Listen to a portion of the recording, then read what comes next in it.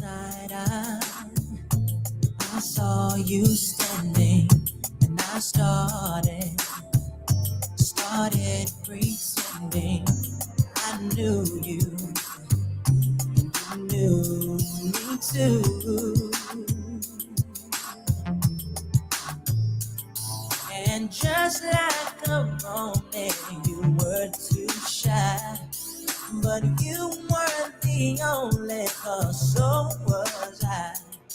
And I dreamed of you ever since. Now I build up my confidence. And next time you come my way, I know just what to say. Can we talk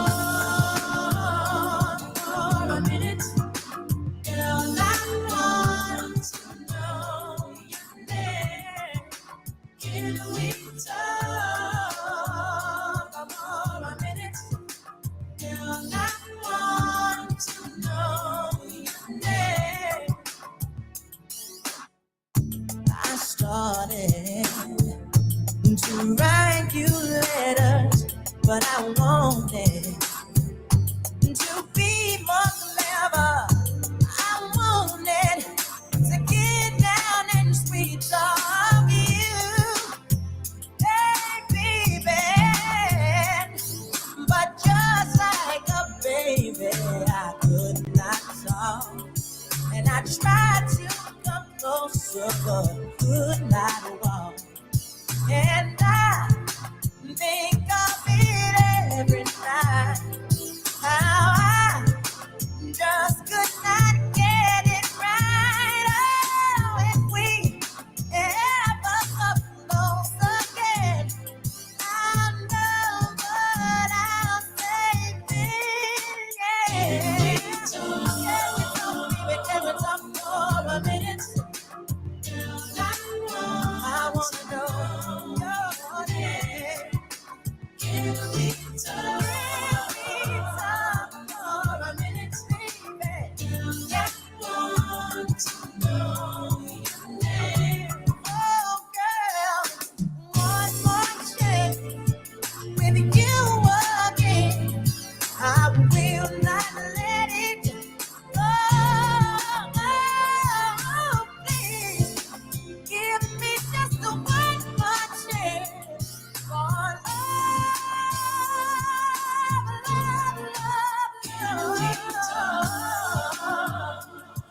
Yeah, yeah, baby. I want to know. I wanna know your name. Can we talk for a minute, baby? Please, I wanna know your name. Baby, come on and talk to me, baby. Come on and talk to me, baby. I wanna know your name. I wanna know your name. Like, can we talk for a minute? Come on and talk to me, baby. Come on, baby. Come on, baby.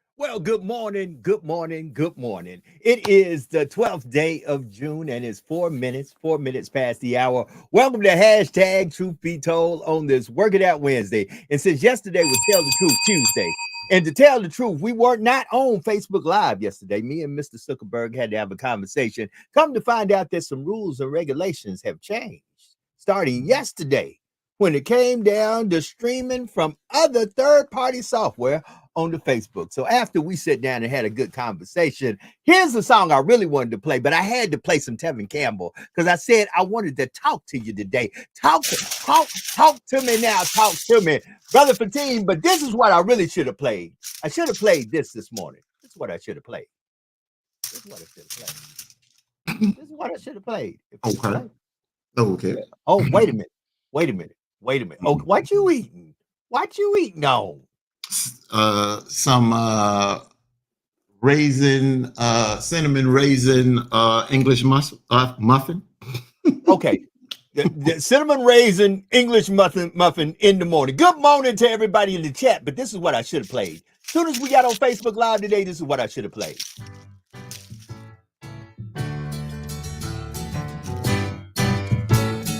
I should have said, welcome back. Come on, welcome back, family. Your dreams were your ticket out. Ah, we up in the building, y'all. You gotta play that, man. You gotta play that. You gotta play that. Well, the names have all changed since you hung around. Let's get it, Fatim.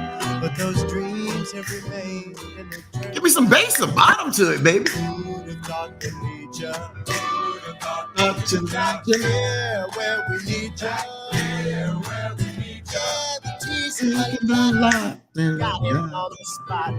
Welcome back. Welcome back, welcome back, welcome back. Welcome back, family. Welcome back. Welcome back, family. Welcome back. Come on, sing it for me. We always could spot a friend. Always good. Welcome back. And I smile when I think how you must have been. And I know what a scene you were learning in. Was there something that made you come back again? And what could ever lead you? What could ever lead you? Yeah, where we need you. Where we need you. Welcome back. Welcome back, family. Welcome back. We back on Facebook Live this morning. Hey, we back, family.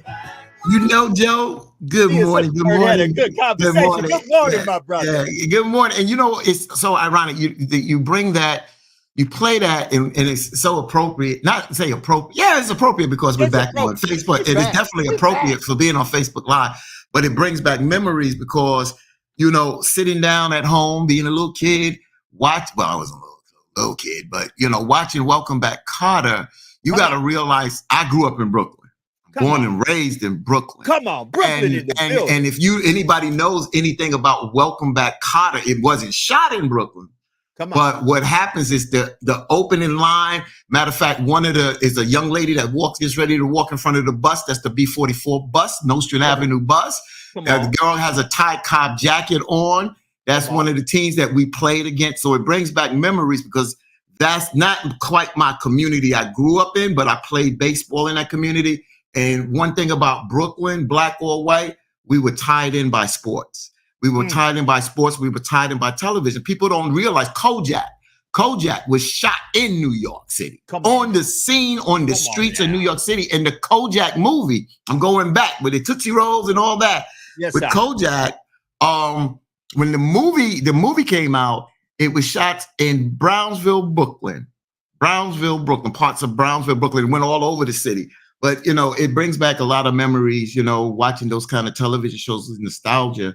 But it seems like a lot of times when we watch television, we saw part of us and we left part of us back then when those shows have gone off, brother.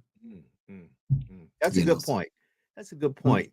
Yours truly, Joe Dupree in the building, 100 BLK, the Black Station, 9 minutes past the hour, along with my brother from another mother. You know him from the Open Line Online from WBLS 107.5 in New York City. Hey, keeping it real. Keeping it 100% real. With my man, Al Sharpton, the executive producer, Brother Fatim is in the building. And I like to say the following. Brother Al is right. You can have different opinions, but you just can't have different facts. So we're going to start off with a few things. But I got a fact first of all. I'm sleepy. You got a fact. I got a fact for sleepy. Hanging my ass out to 3 something this morning. What? Hold on. Wait a minute. But you can do that. Hold it. Damn right I can do it. Hold it. In honor to my my Negro League, this is the Pittsburgh Crawfords. This was my softball team there. Yeah, actually, you had it right on time. Yeah, that's right on time. If you take 42 and flip it around, it is 24. I'm 25. I got 25. I'm 25, baby. That's my favorite number. I told y'all. Wait a minute. Let me show you something. I'm not jiving. Did I say for 10? That is. There you go. I play ball, baby. You don't get 25 if you ain't a slugger, baby. He balled. I ball, baby. But yeah, so what happened is I mentioned that I went to see. What'd you say? 3 in the morning? Yeah, go ahead, brother. So last night, Monday night, I went to see Bad Boys 4. Come on now. So I was talking about it yesterday, talking to my friend. She's like, I'll go see it. So I had to shoot, I had to do Tangy T last night, in Darlington, South Carolina in studio. So about the 10:20 movie, and 10:20, it don't start to about damn near 10:45, 10:50. So I got to the movie theater. It wasn't as crowded. I'm glad it wasn't as crowded. So it got out about, about a little after 12:30. Then you had to we stayed standing up by a car from something to 1 to 3 this morning. Just talking. Yeah. That's good conversation. That is good conversation. That's what you need. Yeah. Good conversation in your life. It is the 12th day. I found out some things I needed to find out. That's all I'm going to say. I found out some things I needed to find out. Y'all could only be in the conversations after the show was over. Y'all would be like, my God. No. It's going down. One day we're going to have to film the conversations that go down after we shut I got to call Attorney Crump because I got to protect. No, hell no. I got to call my man, Attorney Crump, because I gotta protect. I go shoot. Woo! After the show conversation, boy, y'all would be in for a treat. Yeah, and then our numbers probably would go up exponentially because y'all don't want knowledge, y'all want mess. Y'all don't want knowledge, y'all want mess. I'm just saying, I'm ringing my bell too, and a round of applause. Because if we got messy up in here, oh my God. Speaking of which, I told y'all yesterday, do not put all your eggs in one basket. And with that being said, should we ever not be on Facebook Live, you can catch us on Instagram Live. We're on Instagram Live right now, and we are on YouTube Live right now. So you can catch us on Instagram at the JDMS or at YouTube at the 100 BLK Media. And man, listen, I'm going to talk about some things that's in the news, but this is a good place for me to give a shameless plug because we will be at 2024 Essence Music Festival of Culture in New Orleans, 4th of July weekend. To be exact, we will be broadcasting live on the 4th of July, the day that we celebrate this nation's independence. We're going to be doing a live show from New Orleans at Essence. Yes. And we're also going to be broadcasting on that Friday too, on the 5th. We're going to be doing some spot in, spot outs on the Saturday and Sunday. And we're definitely going to be at all the concert spots. There's going to be a lot of people performing at concerts. Be exact, I'm going to put some of the concerts, some of the nighttime concerts up so you'll know who's performing throughout this show.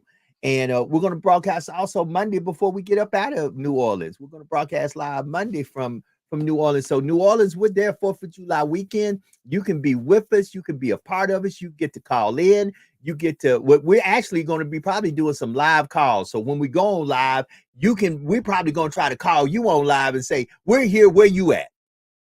Because there's going to be a lot of folks in New Orleans. We're going to be like, we're here, where you at?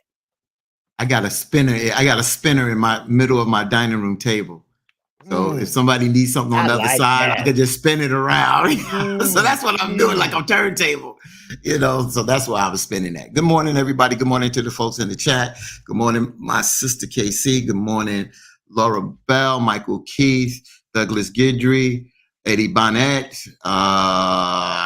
Gervis Williams, just want to say good morning to everybody. Rhonda Hairston, Jewel Wall, good morning to everybody in the chat. And, we got to, the same way we handle some people in the news, as you said, we got to handle somebody. I'm going to go there. I'm going to let you go there. I'm not going there. So, in the news, there's a few things we want to talk about. First of all, to all my people in Florida, my oldest daughter is in Florida. She is down in Miami. Please be careful. There is just unexplainable bad weather and rain in Florida, and it is flooding like crazy in Florida. So if you are our Florida family, because right now we got some people logged in from Orlando, Tampa, and Miami. So those who are logged in from those areas, listen, y'all be safe out there. Be careful. It's a hurricane sitting. I don't know if it's spinning. I don't think it's spinned into a hurricane, but it's sitting off of the coast of Florida, South Carolina, North Carolina, and parts of Virginia. Have they actually upgraded that to a hurricane? They have not upgraded it. I'm looking at it right now. It's a tropical depression. They have not upgraded this now, but I just hope that this doesn't move inland. So we don't need that. We don't need that to happen. We sure don't need that. 7 inches of rain in 24 hours in Florida. Rainfall havoc, they're calling it. Okay. Y'all got to be careful. That's all I got to say. If you don't have to be out in the weather, stay your little ass at home. Or your big ass at home. But stay your ass. stay your big ass. Whatever. It can be little, big, whatever you do, like Red Fox say, wash it. And stay your ass at home. Okay. Now, I put a post up, seemed to be nobody wants to see. When I put up truth, nobody responds to that. So I put a post up and I said, my Republican friends that are on here, most Republicans say Donald Trump conviction rigged, Hunter Biden conviction justified. It's the same DOJ. Make it make sense to me. How can one be rigged, but one be justified? They both guilty. And I'll be the first one to say Hunter Biden knew what he was doing, and I was expecting somebody to go ahead and convict him and say guilty. Wrong is wrong. And Biden, yes, Hunter Biden, you were wrong.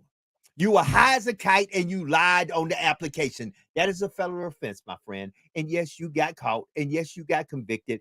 But I will say there is a little difference here in between the receiving of the convictions. Hunter Biden says he is more appreciative of his family's support during the trial than what happened with the conviction. He said, it is what it is. They found me guilty. I'm going to appeal it. If they still find me guilty, I did the crime. I'm going to do the time. Sounds a little bit different than another fella, former president fella, that seems to say that all they've been doing is just trying to make up stuff. First they tried to say this Growly Gus, that's what he called her. This Growly Gus over here said that when she wasn't a Growly Gus and she was fine as all outdoors, and I'm already done told folks I grab folks because I got money and I can grab folks. I didn't grab her. She a Growly Gus. I don't grab ugly ones. I just grab the pretty ones. So when he got found guilty of that, they rigging it up. They set me up. Now they just found him guilty of 34 counts and stuff. They set me up. They rigging me up.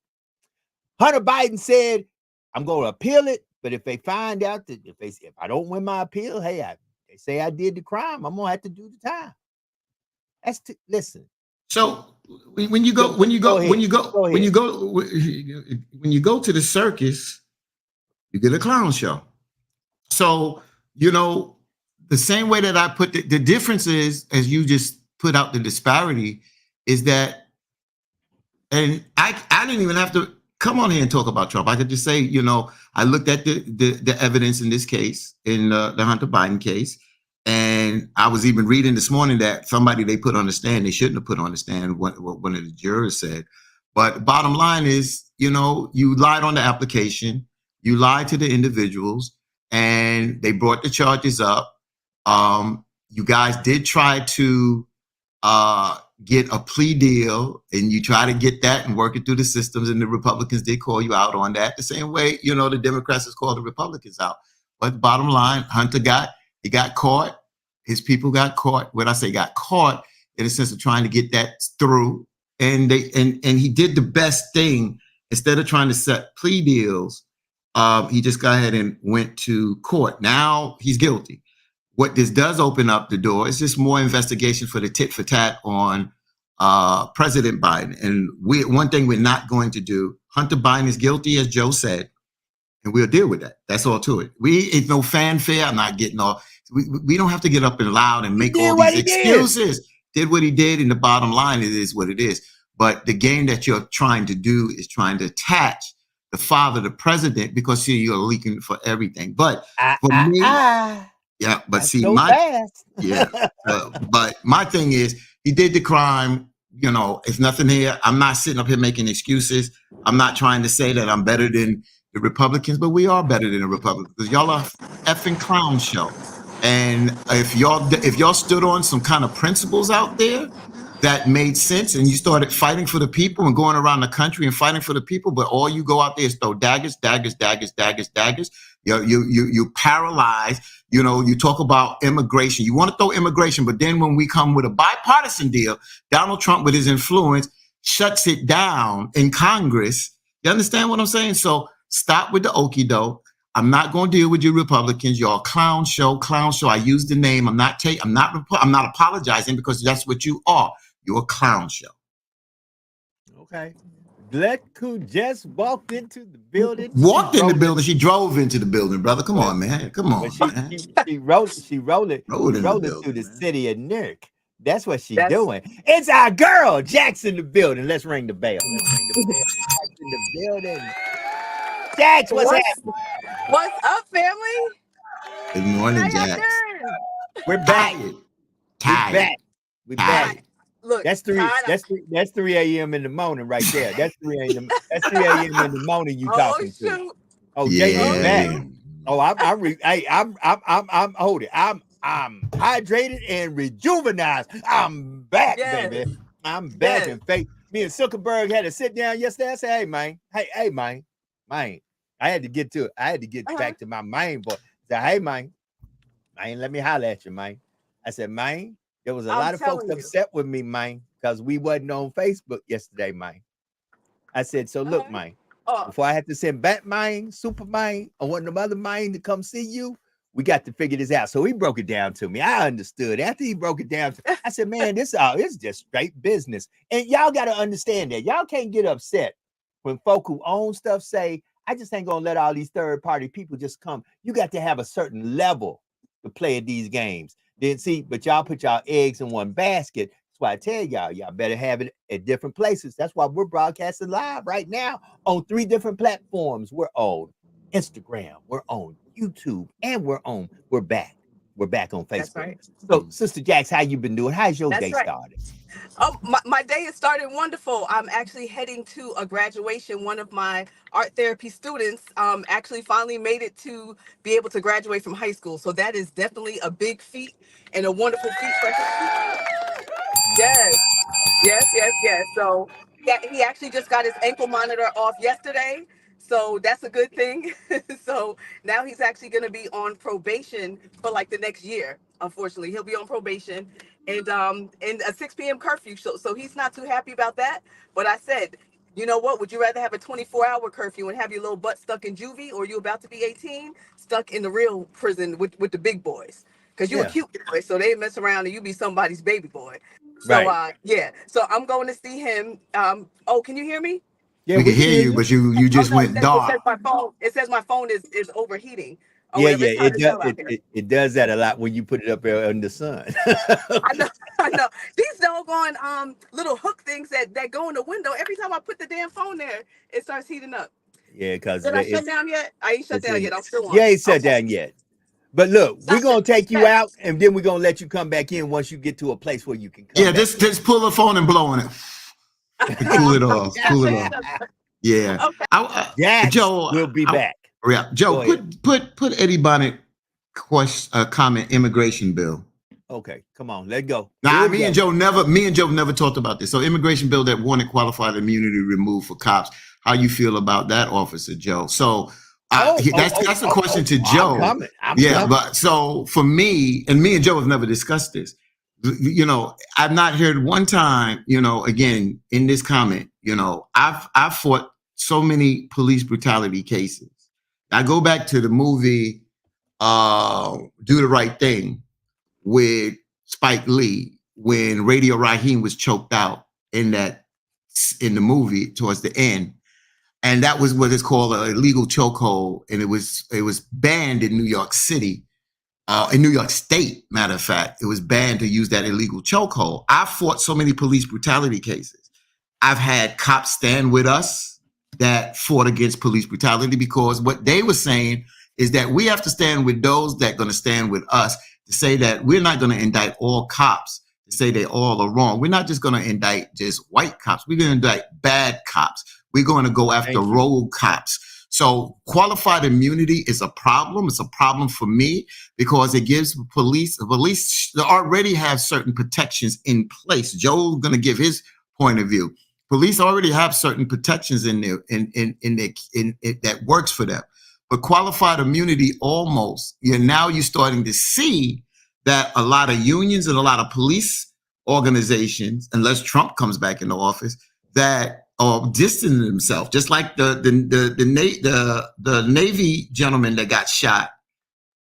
It was in the Air Force brother in Florida that got shot. The police distanced themselves from that police officer because that was a bad shoot.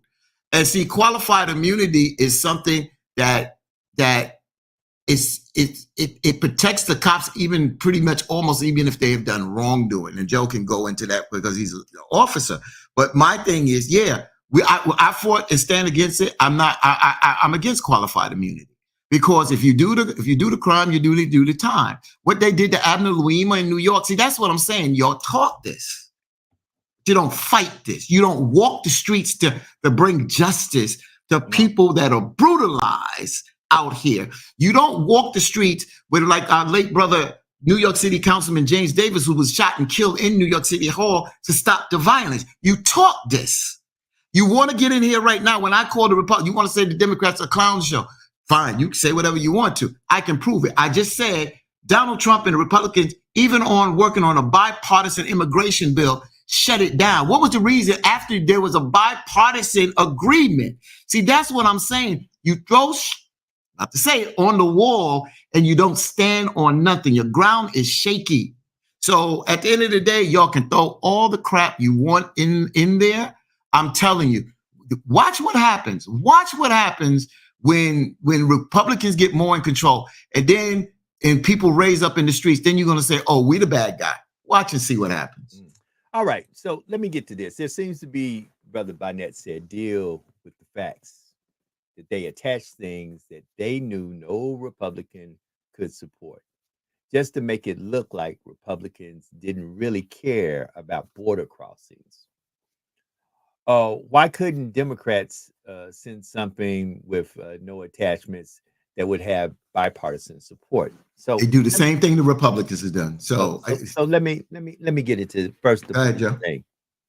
Okay, as a peace officer sworn to uphold the laws of the Constitution in the United States of America and the state of Louisiana, and I don't only work locally, I work for a federal agency also that I carry a badge for. Let me say the following: right is right and wrong is wrong. And when you are sworn to protect and serve, you hold a higher standard of holding up the right. So if you wear a uniform and you do something wrong, you should be held to a higher standard. There should be no type of immunity because you, of all folks, should know better.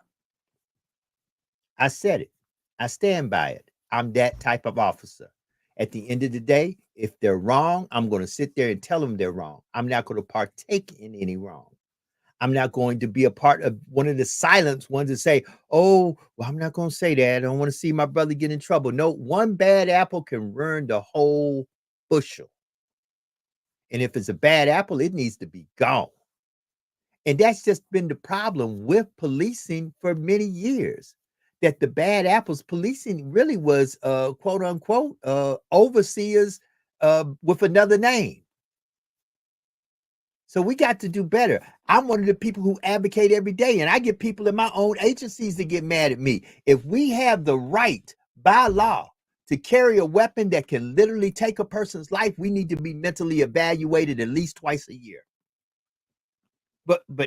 And I feel like that should be a federal mandate, that anybody who is a peace officer, carry a badge, and a weapon with the legal premises that they can use deadly force, they should be mentally evaluated at least twice a year.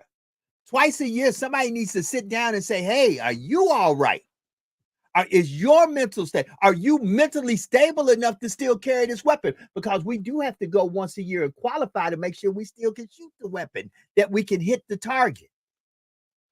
Anybody, you just say ignorant crap. Just say ignorant crap. Qualified immunity, if it is removed, it will not take officers off the damn street.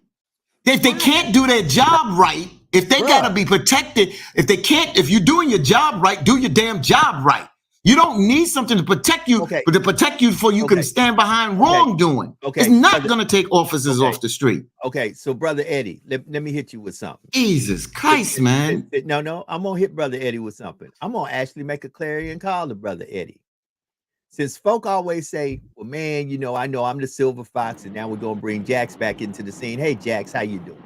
What's up?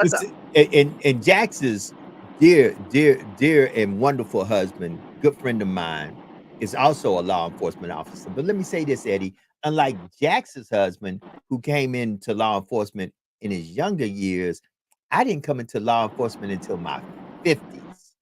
So here's what I got to say to you, since you believe qualified immunity will take officers off the street.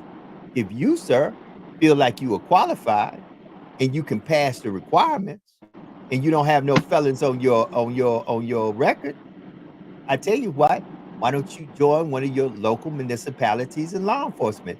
They are looking for officers all over the state of Louisiana at all levels. And guess what? And guess what? And you, sir, can, unless, listen, I don't know what the age cutoff is, but I will be very honest with everybody on here. I wasn't even thinking about law enforcement until I was 50 years old when I got accepted into law enforcement. 50 years old. I'm about to be 57. So and now I've been in the military. I was in the military quite a long time, defending this country for 28 years. But let me say the following: if you got a problem with law enforcement, I can tell you, you can make it to the academy and you can pass the academy at age 50. I know, because I did it.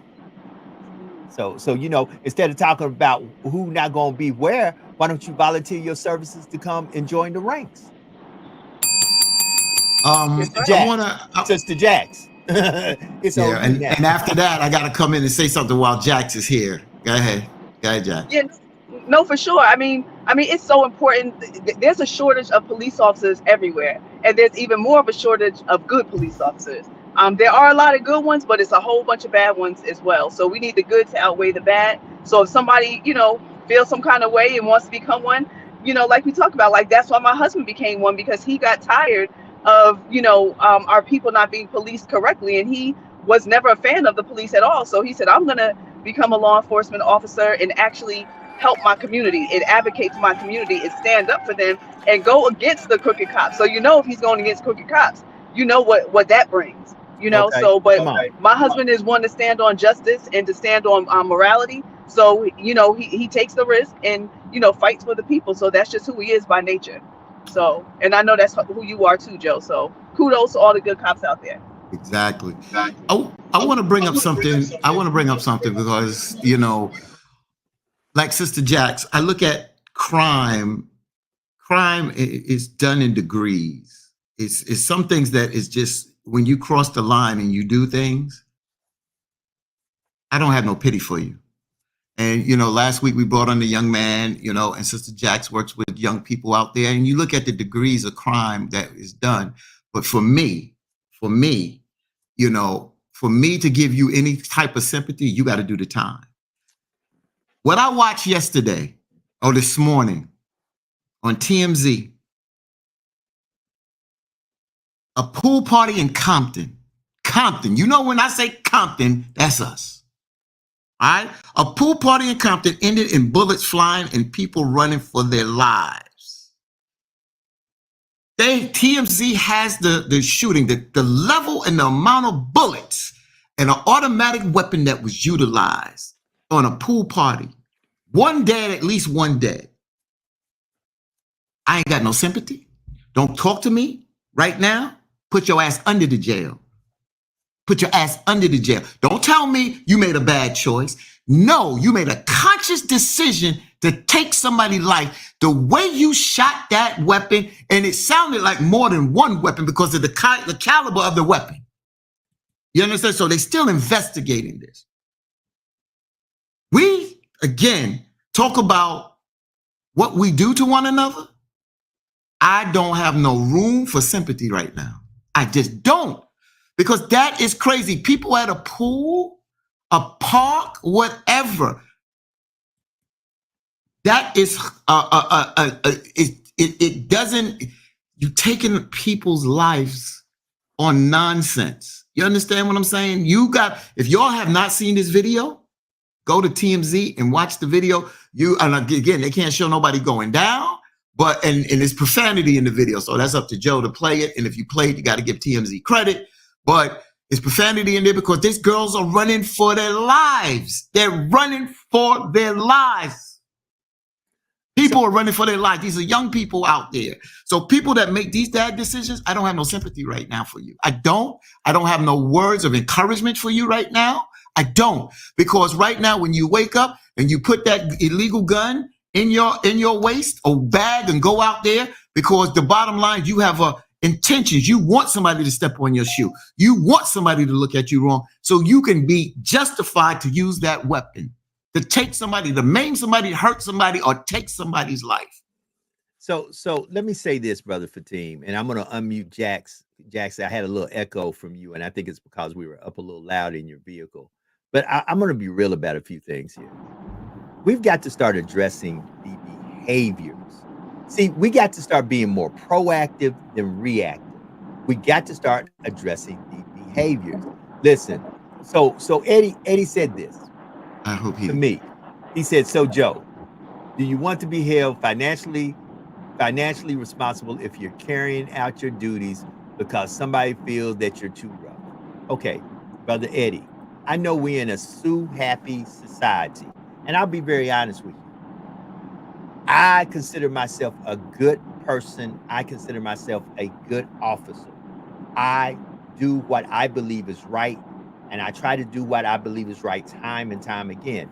Now, folk may not perceive that right, because you got to understand, when you're breaking the law, most folks want to break when they're breaking the law. If you're speeding, oh, come on, officer, give me a break.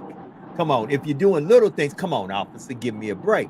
And don't get me wrong, but breaking the law is breaking the law. See, I got to wonder, if you're speeding and that little kid runs across the street and you hit the little kid and he dies, then what do I say to that mother when she say, "Oh, you gave him a break"? Come on. We got to look. I'm saying, Hey Joe, so I'm sorry to cut in. Yeah, I had to cut in. The reason why I cut in on you, and this is no disrespect to you, but that's why I try to move the conversation away from this bull crap. Because if we're going to have this kind of conversation, I want to have a conversation about this properly. Like Rhonda Harrison said, those police officers that killed Tyree Nichols use excessive force. Personal vendettas, cultural differences has a lot to do with how the policing plays out in our various communities. That's why I try to move the conversation away, because I'm not going to sit here and have conversation on where you don't really want to have a true conversation. You're trying to win the argument by putting out this malicious crap. You understand what I'm saying? That's why I try to move the conversation. That's why no disrespect to you, Joe, but that's why I cut you off, because with Eddie and Douglas, if we're going to have a conversation, balance the damn conversation. But I'm not going to do these one-sided conversations and let you bait us. That's why I try to move the conversation, because at times y'all say we don't talk about crime in our community. We don't talk about the things that we do to one another. You understand? We're coming up on Father's Day. Some father got to bury their damn child because of the things we do. So I don't want to waste my time with their ignorance out here today, Joe. You can address it. You have the right to. I'm going to sit back and be quiet because I'm not addressing their dumbness today. Okay, so I'm going to go to our conscious Sister Jax. Sister Jax, talk to me now. Talk to me. You know what? I feel you, Brother Fatin. And that's the same token. I think sometimes, honestly, Brother Fatin, with Douglas Guidry and our brother Eddie Bonnet, I think sometimes brothers just push buttons just to get you going, Fatin. You know, So don't sit there and have no damn heart attack or a stroke being aggravated with them because they're gonna do it just to get a rise. Some people do that. So just ignore it. But at the same token. That blue pill ain't working, so they want to get a rise out of me. They try to reel you in right now. Yeah, exactly. Some people are just like that, just by nature. Some people are just like that in everyday life. But I don't know them personally, so who knows? But they probably get a kick out of it. But anyway, I feel you, Brother Fatin. You know, and it's so sad because me working in the inner city and you know, with our population on a daily basis, when you look at the crimes and the behaviors of some of these children, many times the parents are nowhere around, right? And then when you finally do have the opportunity to come across a parent, whether it be in a store, in court or whatever, you're like, oh shit, okay, I see. You put it all together. So these children are just products of not just their environment, but of the parenting that is going on in the home. Now, granted, you do have some innocent children. Yes, you do have some innocent children, unfortunately, that are gunned down, wrong place, wrong time, certain things happen. But a lot of the children who are carrying these guns, when you look at what's going on in the home and how the parents move and how the parents think, you get a much clearer picture. So that's why I always talk about, like, you know, we can't just be lustful out there in our community, just sleeping around with everybody and doing whatever it is we want to do, because you know, in turn, you get pregnant, you have a kid, now you can't even parent the kid effectively. And now the kid is out in the streets, you know, acting crazy as hell, you know, and then we wonder why, you know, mommy ain't keep her legs closed, daddy ain't keep his zipper up, you know, so it's very unfortunate, but these kids are out of control. I mean, they will kill and go have a sandwich. My little cousin was murdered. He left the house to go down the street to the store, and somebody that he thought was a friend that always appeared a little bit jealous of him actually beat him. The house that my cousin was in had cameras on the outside. It was in the suburbs. This guy had premeditated to murder my cousin, who was about maybe 19, 20 at the time. An amazing kid. He was a twin. Amazing young man. The guy turned the cameras to a different angle, beat my cousin to death, and left him dead in the garden. Dead in the garden. For what? For jealousy? And then the boy, after he murders my cousin, goes to work at IHOP because that was his job. So he literally killed my cousin and went to IHOP to go to work and serve customers with the same hands that murdered my cousin. Because Sister Jax. My condolences to you, sister. Yes, thank you. Jealousy and envy is at an all-time high in our community.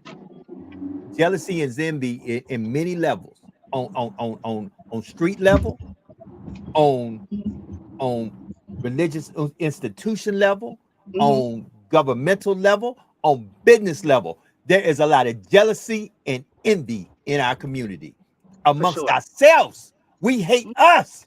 We hate us. We rather see a white man be over us than see one of us over us. Oh, absolutely. And we got to wake up. Like right now, you know, I look at this crap sometimes in the feed, and watch this. And I'm gonna say this. And last time I checked Brother Eddie Barnett, and I love Brother Eddie Barnett. Let me make that clear, because I'm one of the people who ushered him into my great fraternity. This brother wouldn't be a part of the fraternity he in if it hadn't been for me to help usher him in. So I love Brother Barnett. He cool with me. He may have a different opinion, but I know we can't have different facts, and he may see things differently than me. But that don't mean I got any smoke with the brother. But I'll make it clear like I would tell anybody. As I tell my oldest son, when guys say, how do you serve this country with Obama, and then you had such and such as president? He said, man, I serve the Constitution and the people of America. And if you're not willing to grab a weapon, man the post, and protect it with your life, why are you talking to me? Because I took an oath. You ain't did nothing but sit here and enjoy the freedom and the privileges that I provide for you daily with my life on the line. That's just what it is, I'll read this one. Douglas Guidry say, right? He said, which leader can bamboozle the black community better? The leader that can bamboozle the black community better are the people that don't have good intentions of the black community, but have the support of the black community. Those are the ones. So say that again. Wow. Say that again. So That's again, good. Go ahead, Brother Mateen. you know, Brother X. Brother X. You know, those that, but honestly, that have the air. I mean, I can't repeat what I said. You just go. Yeah, but it was good. It was good. I appreciate what you said. But the point is, what he's trying to say is that right now, the Democrats tend to vote heavily. Black people tend to vote heavily Democratic.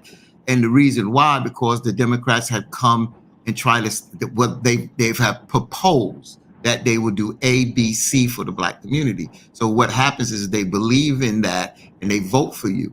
Now what the black community does is after they pull the lever, they go home and they go about their business, thinking that if you win office, you're going to do what you say you're going to do. But the work still continues with the black community after you voted, because you have to hold those folks that you voted for accountable to make sure that they do what they do. And if they don't, then you tell them, you know, next time we'll run somebody against you to get you out of office.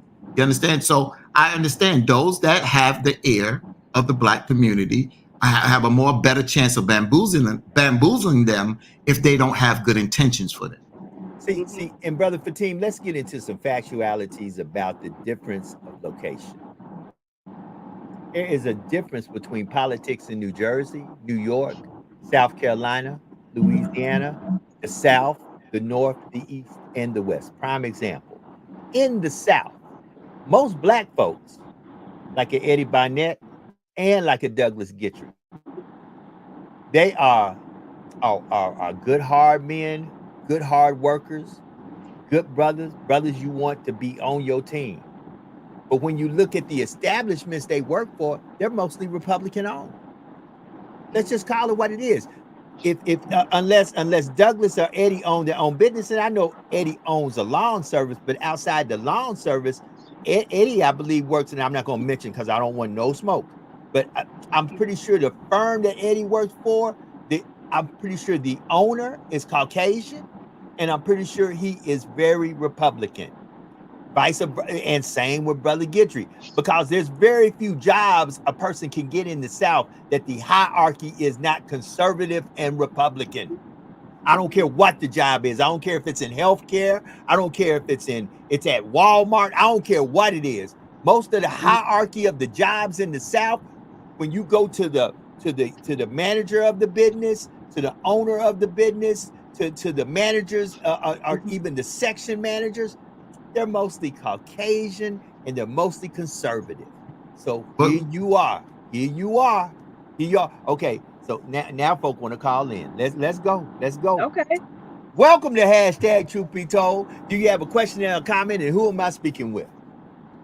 Man, this is the great Douglas Guidry, man. Welcome to hashtag Truth Be Told. What's up, my brother? Talk to me now. Talk to me. What's going on, guys? Talk to me. How's it going? Hunter Biden's guilty, but listen, that's another time. Ain't somebody else guilty? We already dealt with that. We dealt with that. Somebody else guilty too, 34 times. So you ain't gonna shout his name out? Come on now. Come on, shout the other guy out. No, but I just, me and Brother Eddie, like you said, bro, we work hard. We not looking for no handout. You get what I'm saying, Joe? Yes, sir. I know that.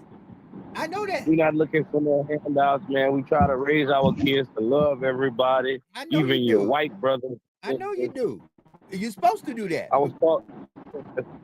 was talking to a black leader here in my city. We had about a 3-hour conversation this week. Prominent black leader, and I was called an Uncle Tom. Well, wow. I disagree with that. No. And you know what? It was an honor, because I was like, motherfucker, you not black like that no more. You don't live in the hood. Hold it. I'm glad you gave the proper address. Let me talk to you there. Sir Thomas, let me talk to you. Why did he call you? First of all, why did he call you that? Why did he call you that? Because of the way I think on certain things.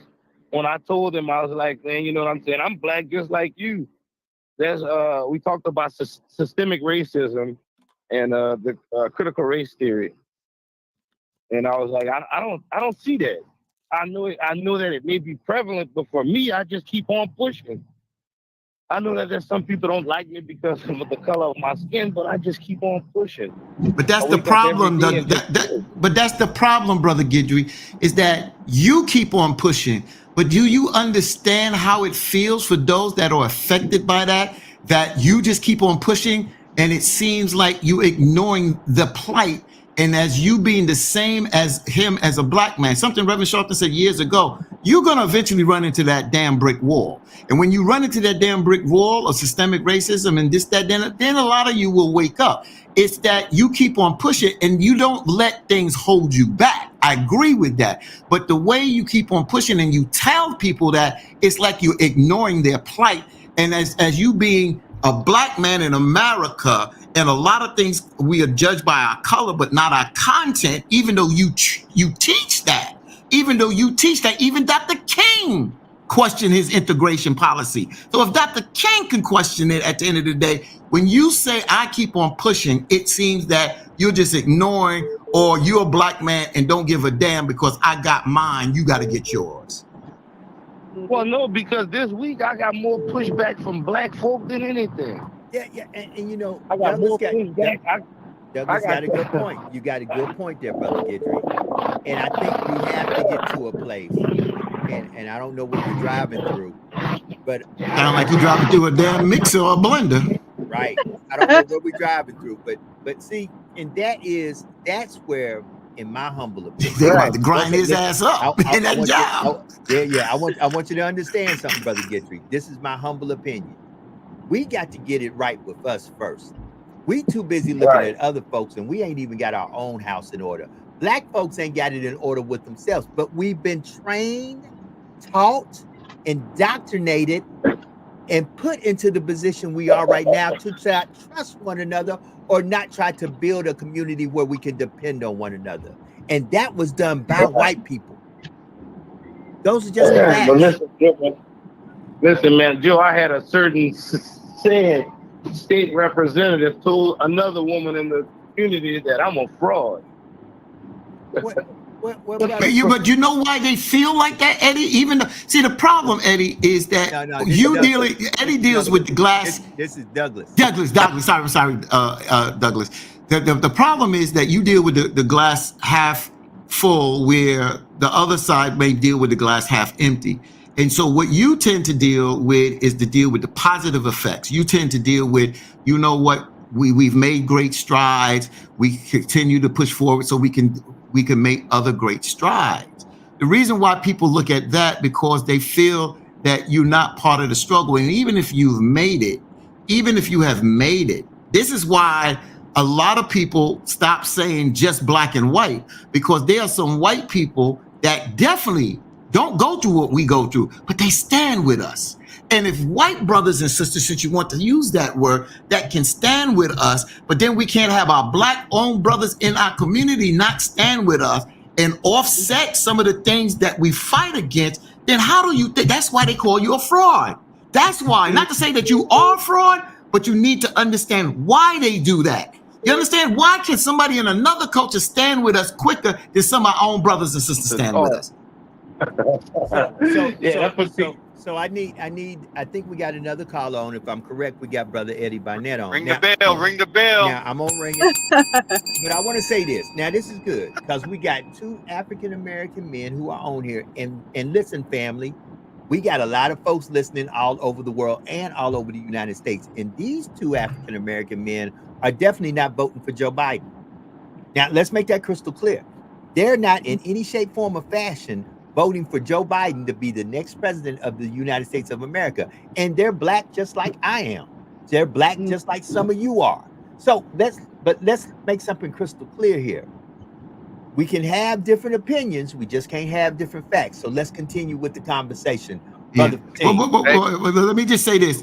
And just to be fair to Eddie and Douglas, I don't want to put the Joe Biden thing out there because it's not fair, because there are people that are Democratic that have problems with the Biden administration that will not vote there. So I don't want to put that out there. I would rather deal with the principles and the issues that are going on inside our community and fight against those that continue to hold us back. And there are, like you guys have said, they're black politicians, they're black talk show hosts, they're black leaders that continue to keep their foot on our necks, as well as other folks in other cultures to do that. So I think we need to deal more on principle and those kind of things and policies and those issues versus who we voting for at the end of the day. That's another conversation. But when we're talking about principle, I don't think we should put Eddie and Douglas in that bag right now when we're talking about issues in our community and how we can be better.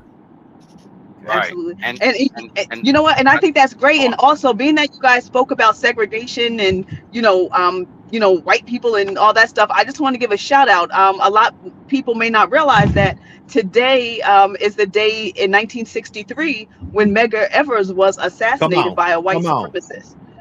So he was assassinated in his driveway. Shout out for all the work that he did with the NAACP in the community, trying to teach people and tell people how to vote. And then his vote was still denied. He fought for it and still got, to try to vote. And then they still shut him down and didn't allow him to vote. And then later murdered him, in his driveway, at his home. So big ups to Medgar Evers, HBCU grad from the Alcorn State University, the Alcorn Braves in Lorman, Mississippi. So Brother Eddie, good morning to you. How you doing, my brother? Good morning, Joe Dupree, Sister Jax, Brother Fateen, Brother Douglas Guidry. Glad we on together, Brother Douglas, so we can get on that old Fateen. Yeah. Ooh. Fateen, take a blood pressure pill, Fateen. I'm going over there and get me some Ciroc. Hold on. Woosah, Fateen. But no, check this out, man. I really want to say this. Every single time I get off of the show, Brother Fateen, and I wanted to kind of speak with you on a personal level. I did reach out to you, but you leave me thinking. Every single time I leave off the show, you leave me thinking. I never get off the show and I say, man, that brother don't know what he's talking about, because I believe that you have a plethora of knowledge, especially when it comes to dealing with some of the struggles that our people have faced. So I never kick against that, because I believe that is something that's very important. But then also we have a vantage point now as Eddie Barnett that has come up in a place where I have not gotten a chance to really experience racism on the scale that we discuss. I see opportunity. I don't believe that there's no. If I want to become president, of this great United States, I can.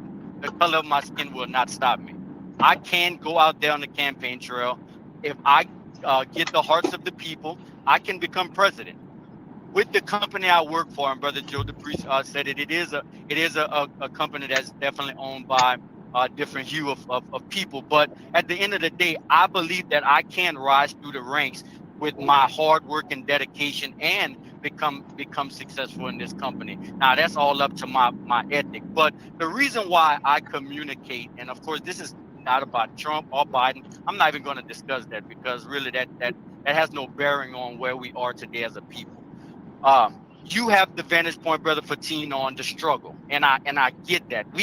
America needs people like you that stands as a buffer to make sure that we don't digress, that we don't go backwards.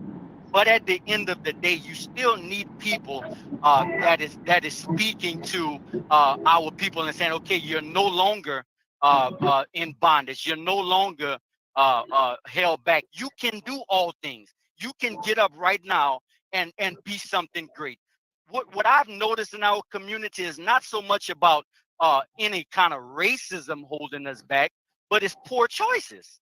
And we deal with that a lot of times whenever we look at a lot of things. Like I sit down and I get a chance to go through our communities get a chance to connect with young people, get a chance to even deal with adults, and even in myself, because I share with myself poor choices. Some of my poor choices have kept me back, and I believe that that's for a lot of us right now. So while I do believe that there are some people that might not like black people, or there are some things maybe that's set up, I don't believe that that is the major problem today. I believe we have to get personal accountability for ourselves, build ourselves up, put ourselves in a better position, stop leaning and depending on trying to find salvation outside of us, and begin to get together.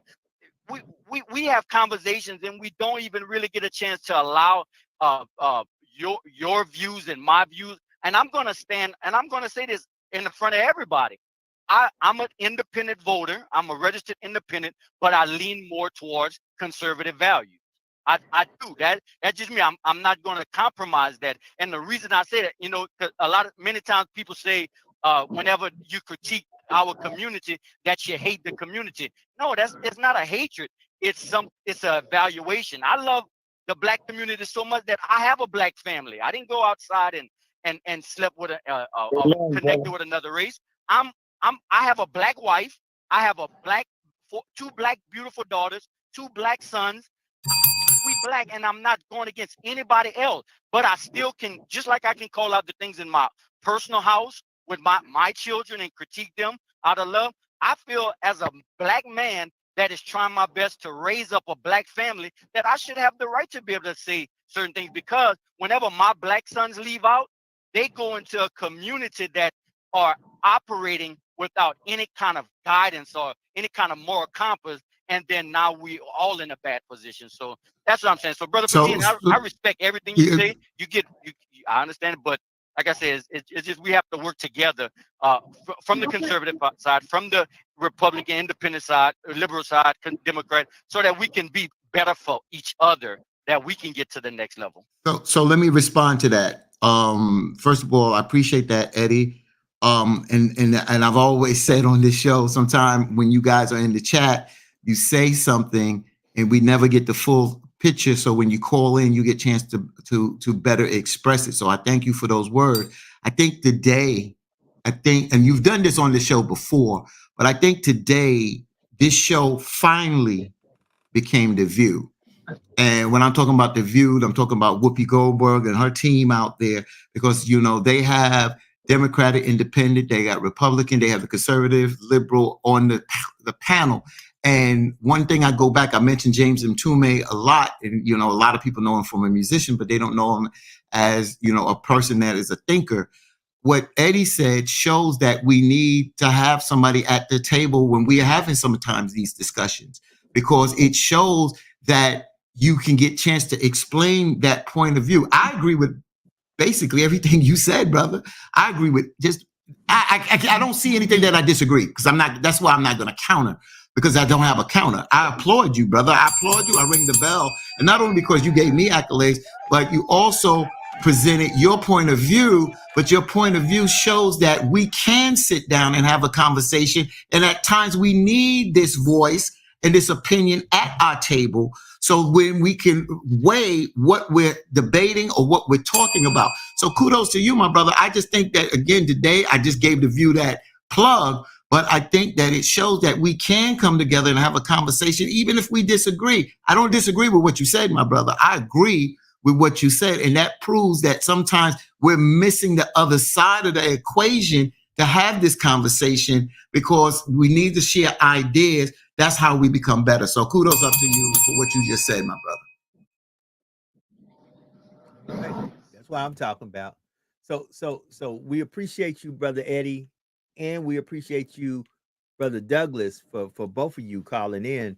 Brother Douglas, you got any words, brother? Hey, man, I kind of echo the same sentiments, bro. If we can take lead of the brothers and sisters in Tulsa, Oklahoma, and build us a Black Wall Street, we won't have to rely, or we won't even have to see what they're doing on the other side, because we'll be self-sufficient. A man can't ride your back unless he's standing up. Yeah, you got a very good point there. But when you bring up places like Black Wall Street, you got to look at it in its totality. You got to look at what made it strive, but then you got to ask yourself what brought it down. Right. So you got to look at the whole picture and understand that if you don't do it right and you're not careful, the same thing, you can create that same eco space and watch the same issues that destroy that eco space destroy your eco space. Because you got to understand something. There's nothing new under the sun. Don't think all of a sudden now these tricks are new tricks, or all of a sudden there's something going on different. No, there's nothing new under the sun. People have been well trained. They have studied well, and they know exactly what they're doing. So that's where we got to pay attention. And you both brought up something that I think is very vitally important. We've got to stop fighting one another. We got to stop having Black politicians who don't believe in Black people. Black politicians who, once they get in office, all they're concerned about is their family, their friends, and that's it.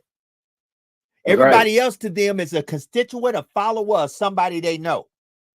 But the people they really helping is their family and their friends. Everybody else is just also. And let me just say this, Eddie, Douglas. Let me just say this here, because you guys haven't said it, and I'm not going to allow you guys to say this and then get attacked for it, because I'm going to say it first. We got a lot of leaders. We got a lot of preachers that bamboozle our community. They prey on our pain and our poverty. They pimp our pain and our poverty, and they mask it like in the Wizard of Oz, hiding behind that curtain that you're standing for justice for the people in our community, but you're making millions off of the pain and suffering of our community. And I hate to say it, so I'm not going to let Douglas and them call it out, because then they say, oh, they Uncle Tom's. And I know what the Uncle Tom thing, Uncle Tom is not. So I wanted to say that, because we do have people that prey on our community that look like us, say they standing for us, and they stabbing us in the back. Follow the money. You actually said it. You actually said it, brother. There is profit in poverty. Ask yourself who is profiting from the poverty. You said, brother Fatina, and that's what I wanted to say. You know, that the minute that a person like myself says anything, that the name calling, you know, like, oh, you're Uncle Tom, or are you doing this, or you doing, it's like, man, that gets frustrating whenever you like, okay, for one, the one thing I believe I did for the betterment of our communities is stayed in my home and raised my sons and daughters. I believe that, number one, apart from any saving anything, I did my part where my Black sons are not out there killing your Black sons or your Black daughters. My sons are responsible, not perfect, but we have tried our best to raise our sons to not be out there, to not be messed up in the neighborhoods, going around pants sagging. And I'm not downing anyone. I'm just saying, like, that's a part that we have done. So whenever, you know, we in these types of settings, or whenever we are saying something, like, enough with the, you know, hey, name calling, or you hate your people because you critique it. I mean, that's not the way it is, because we're really never going to really progress if that's what we're doing. That's right. And what happened to you, brother? Are you there? He lost him. But he gone. But I'm gonna say this, and my closing words. Can I have my closing? Yes, you can. Go ahead. I'm pulling up at the job. But I just want to say this to everybody that's listening, everybody that's tuning in, that's going to tune in. You have greatness on the inside of you. You don't have to be a victim no more. You can be you can be victorious. There's no limitations but the limitations you place upon yourself.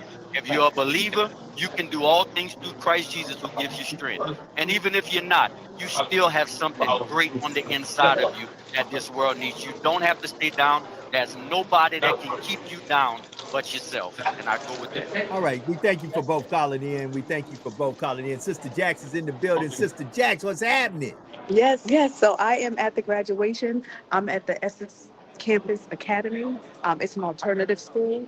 So I am here. The grandma of the young man who completed my program is here. His biological mom, I never met her. She is actually here. His dad, unfortunately, was murdered in Florida. So, but yeah, so I'm glad that he finally made it to this point because it's been a rough one. And a lot of kids that get caught up in the juvenile justice system do not make it this far. So it's a win for him. So I'm proud of him for it. So I just pray that he continues to do the right thing and grows. And there's another young man that is here that is going to be a guest on our show. His name is Mr. Chambay. He is also a mentor to this young man. So I'll grab Mr. Chambay real quick and have him say what's up. And let me see, and also Grandma tunes into the show. Grandma, say hi. You on the podcast? Hi, everybody. Thank you. Hey, Hey, How are hey. you doing, Miss Chambay? Wait, you want to come up and say something? Wait, come here, guys. Yeah, come here for a sec. So grandma has given her life. She could retire. She's been with the post office for over 30 years, but she's continuing to work. That's a beautiful show. I love that show. I wish I could watch it every day, but every time I have a chance, I always look at it. Always positive. I like the job you're doing. You're doing a wonderful job. Says Ed with Jackie too. thank You're my you. number one fan in the morning. Thank you. So this is Mr. Chambay. So he's going to be on the show soon. So you could tell him a little bit about yourself real quick, Mr. Chambay. Well, at this, we'll talk about me later. Right now, we're here, Miss Jackie, Miss Margaret. We're here to support Ethan and Isaiah. We're just gonna continue to hope and pray and pull our hair out. You see, I don't have any hair now because they've been stressing us out.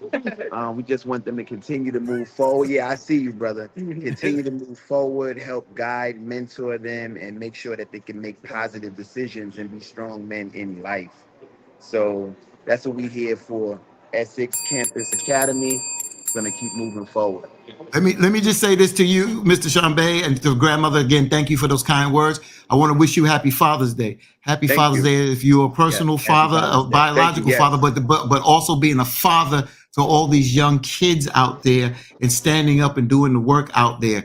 And I said from this day on, we wanted to make sure this week we had two young ladies that were guests on our show that are doing great things in our community.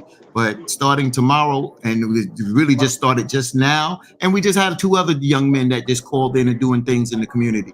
So we want to start uplifting our men because we got to show the positive examples of our brothers and sisters that are doing the work, but especially doing Father's Day weekend coming up and Juneteenth coming up the following week. We got to uplift the positivity in our community. So thank you for the work that you're doing, my brother. And you kicking it off today on hashtag Truth Be Told. Thank you, my brother. Happy Father's Day to y'all. Thank you, ma'am. Thank you. I love Thank that you, Grandma. show. Thank Love you. too. We love you back. All right, they're about to start, so we got to go. All right. You out, Jax. Listen. So we very, we're everywhere, man. We put the road show on, and listen, Juneteenth and Father's Day are actually together. I've had Juneteenth is actually, the holiday is June 19th, but most people celebrated Father's Day weekend. Most of the events are happening this up and coming weekend. And that's when people celebrate Juneteenth, because Juneteenth is actually the 19th of June. Speaking of which, it is the 12th of June, and we 10 days away from the real holiday. We'll talk about that later. I was happy to have Brother Guidry on and Brother Bonnet. It is 12 minutes past the hour. Good morning, Dre. Good morning, Michael. Good morning, Jules. Good morning to everybody. Good morning, Shay. I see Shay is there on YouTube. Shay said, we need to be on code. We need to be on code. Okay. All right. And good morning to everybody that's in the building. We're seeing people logged in from Los Angeles all the way to the, I got Los Angeles, Albuquerque, New Mexico, Las Vegas, Nevada on. We've got Seattle, Washington on. And in sports news tonight, will it be 3-0 or will it be 2-1? As the Boston Celtics, who are right now 2-0, make their way to Dallas, Texas to take on the Mavericks for the NBA Finals. Man, I thought my boy Cuban's team was gonna be a little bit more, have a little bit more panache. I thought thought your boy Irvin and Luca was gonna do a little something, but seems to be that boy that came off the injury. Look, what's his name? The white boy for Boston. He played for formerly of the New York Knicks, and he's hurt. He's hurt now again. He hurt again? Oh, okay. Hurt again, yeah. Ooh, I'm not sure if he's going to play this, but go ahead and say that, Irvin's going to have to show up, and he has done it in the past. Yeah. And I don't know if he's shaken a little bit by Boston, but not by Boston, but being in, the Boston Garden, because he played for Boston before and he walked away, and they tend to put a lot on him. And I just think he got to go out there and play his game. And I think that we'll see. Boston is a very good team. I don't care for Boston, but they are a very good team. And they have come a long way they put a lot of black ball players out there. They've hired black coaches out there. So even though I don't like Boston, they have done things that made me soften my approach to them, because they know that there was a racial overtone with all Boston teams. I went and played baseball at the Ted Williams baseball camp. And the first year I went up there, the Bonnie's organization out of Brooklyn, we had to stay in the opposing ball players' home. And the ball players were white. And the way I was treated, I said I would never, ever go back if we had to stay in the ball players' home, because we were subjected, and it wasn't fair to them to put inner city kids in their homes in Boston, which made them uncomfortable. And then to put us in their homes, you thinking you bringing about unity. And sometimes it can work like that, but you can't force it.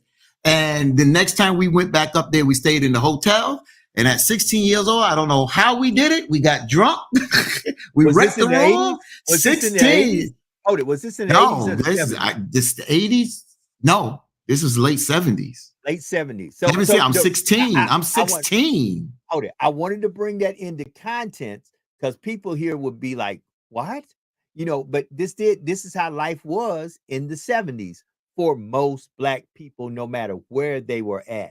See, I was younger than Fatim in the 70s, but I still remember in 1977, and I cannot name the town because I don't remember, but I remember going through a town in Alabama on my way back to Tennessee, and I needed to use the restroom.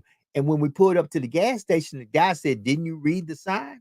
He told my daddy, "Didn't you read the sign?" And it made me feel bad as a, and I forgot how old I was in 77. But it made me realize, first of all, my dad really couldn't read. But he said, "Didn't you read the sign?" So he made me go to the field to use the bathroom, because I could not use the restroom facilities in 77 in Alabama at whatever store we stopped at in whatever little town. So let me tell you something. Some of us are still, see, the reason some folks are in the position they have experienced real racism. And there are some folk out there who understand what real racism does and what that machine actually manufactures. You got to know your history. If you don't know your history, it's bound to repeat itself. Y'all got to. No. People are bound to repeat it. Not history repeat itself, because history doesn't repeat itself. People repeat history. Okay. Remember that. Right. What Brother Fatim just said. So welcome, y'all. Welcome. I got another comment. Go ahead. Come on. So I want to say this. I want all the people in the chat to pay attention, but especially women. Especially women. Because Jax is not here, and I'm not waiting for Jax to get back to discuss this, because it was something that I posted yesterday. And a good brother, his name is on Facebook, is Kasim King Picasso Porter. I know this brother. I used to call this brother Ken Griffey Jr. He had an awesome bat, played softball, awesome arm. He just played the game all around. Became a firefighter. I think this is, let me make sure this is the right brother. I want to make sure, because I don't want to give the wrong brother. Yeah, that's my brother. This brother stands 10 toes down. Okay. On a lot of issues. And sometimes he agree and sometimes he disagree. And he put something out here. I didn't respond to him, but I'm going to read it. It's a little long, but I'm going to read it. So what I did yesterday, folks, on my Facebook page, under BRO, no dot, BRO space Fatin, Fatin, I put a video up. And the caption is Black Girls Rock. House music and R&B singers Robin S., Crystal Waters, CeCe Peniston singing their hit songs. And special shout out to my radio colleague. She's my former radio colleague because she worked at Hot 97. I was at 98.7 Kiss FM at the time. And now the last time I heard, she was at 94.7 The Block, one of our competitors down the block. But bottom line is we're still in the industry. And I couldn't consider her a friend. That is the DJ on the stage, DJ Coco Chanel. I know that sister personally. I've lived in Queens. She's lived in Queens. And I've always wanted to work with her. And I don't care if she's at a competitor. I would still like to work with her in the community because she does good things. So I put this up and you see the singers, you see, because this is a Black Rocks event and it's on BET. So what happened is I was sharing that, but what Kasim wrote, he said, can I vent a little? I love our people. I hate how they separate us and we fall for the okie doke under the guise of empowerment. He went on to say they have divided Black women from Black men because Black women are the benefactors of it.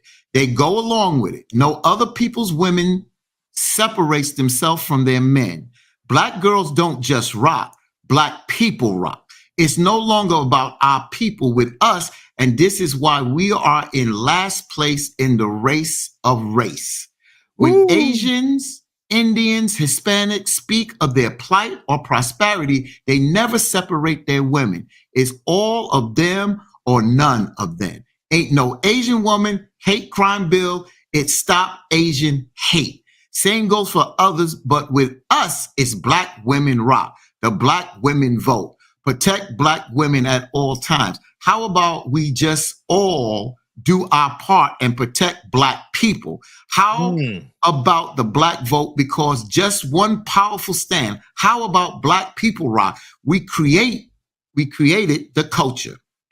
He goes on to say, in conclusion, I know the post wasn't about this and uplifting. However, we will never lift ourselves up as long as we remain divided by allowing the enemy to continue to practice long-range mental war on our people using divide and conquer strategies such as Black Girls Rock on BET, which is not even a Black-owned network. We are being played, and I hate it and hate to see it on display. Wow. And this is the video, ain't it? This the video? That's the video, yes, sir. Girls rock.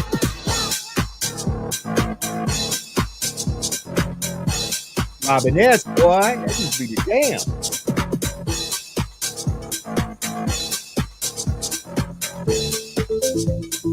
Robin S.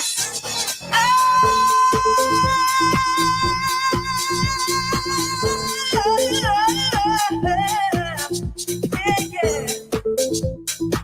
You got to show me love. Heartbreaks and promises. I've had more than my share. I'm tired of giving my love and getting nowhere. But I need Man, that's damn. somebody. Come on, Robin S., come through. Man, that's deep. That is deep. Wait, Like your boy said, man. yeah. So what I say to Brother Kasim, because I thought about it this morning, I was going to respond, but I did not let my emotion. I wasn't upset because I know where this brother's coming from, and what I will say to him, brother, you are not wrong. You are not wrong, and I think what he did is he created a thinking mechanism, even though when we think we're doing the right thing, or if we are doing the right thing, it's in layers. So I would say to Brother Kasim, it's nothing wrong with uplifting our groups, lifting our girls, or lifting our young boys, or lifting our men. But see, I understand his point about divide and conquer. So I don't get emotional. I did not want to come from emotion. I want to come from logic. I understand what he's saying.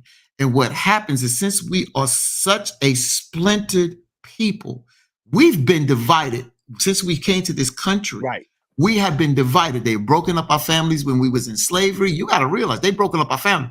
They took the grandmother, they took the cousin, they took the daughter, they send them there. We are broken, we are splintered, and we're still trying to heal post-traumatic slavery syndrome. Not that is an excuse, but you have to understand. So what the brother is saying, and it's tough, and I'm glad he went there because he pushes the envelope. Because for me, I don't see the problem in uplifting certain segments of our group.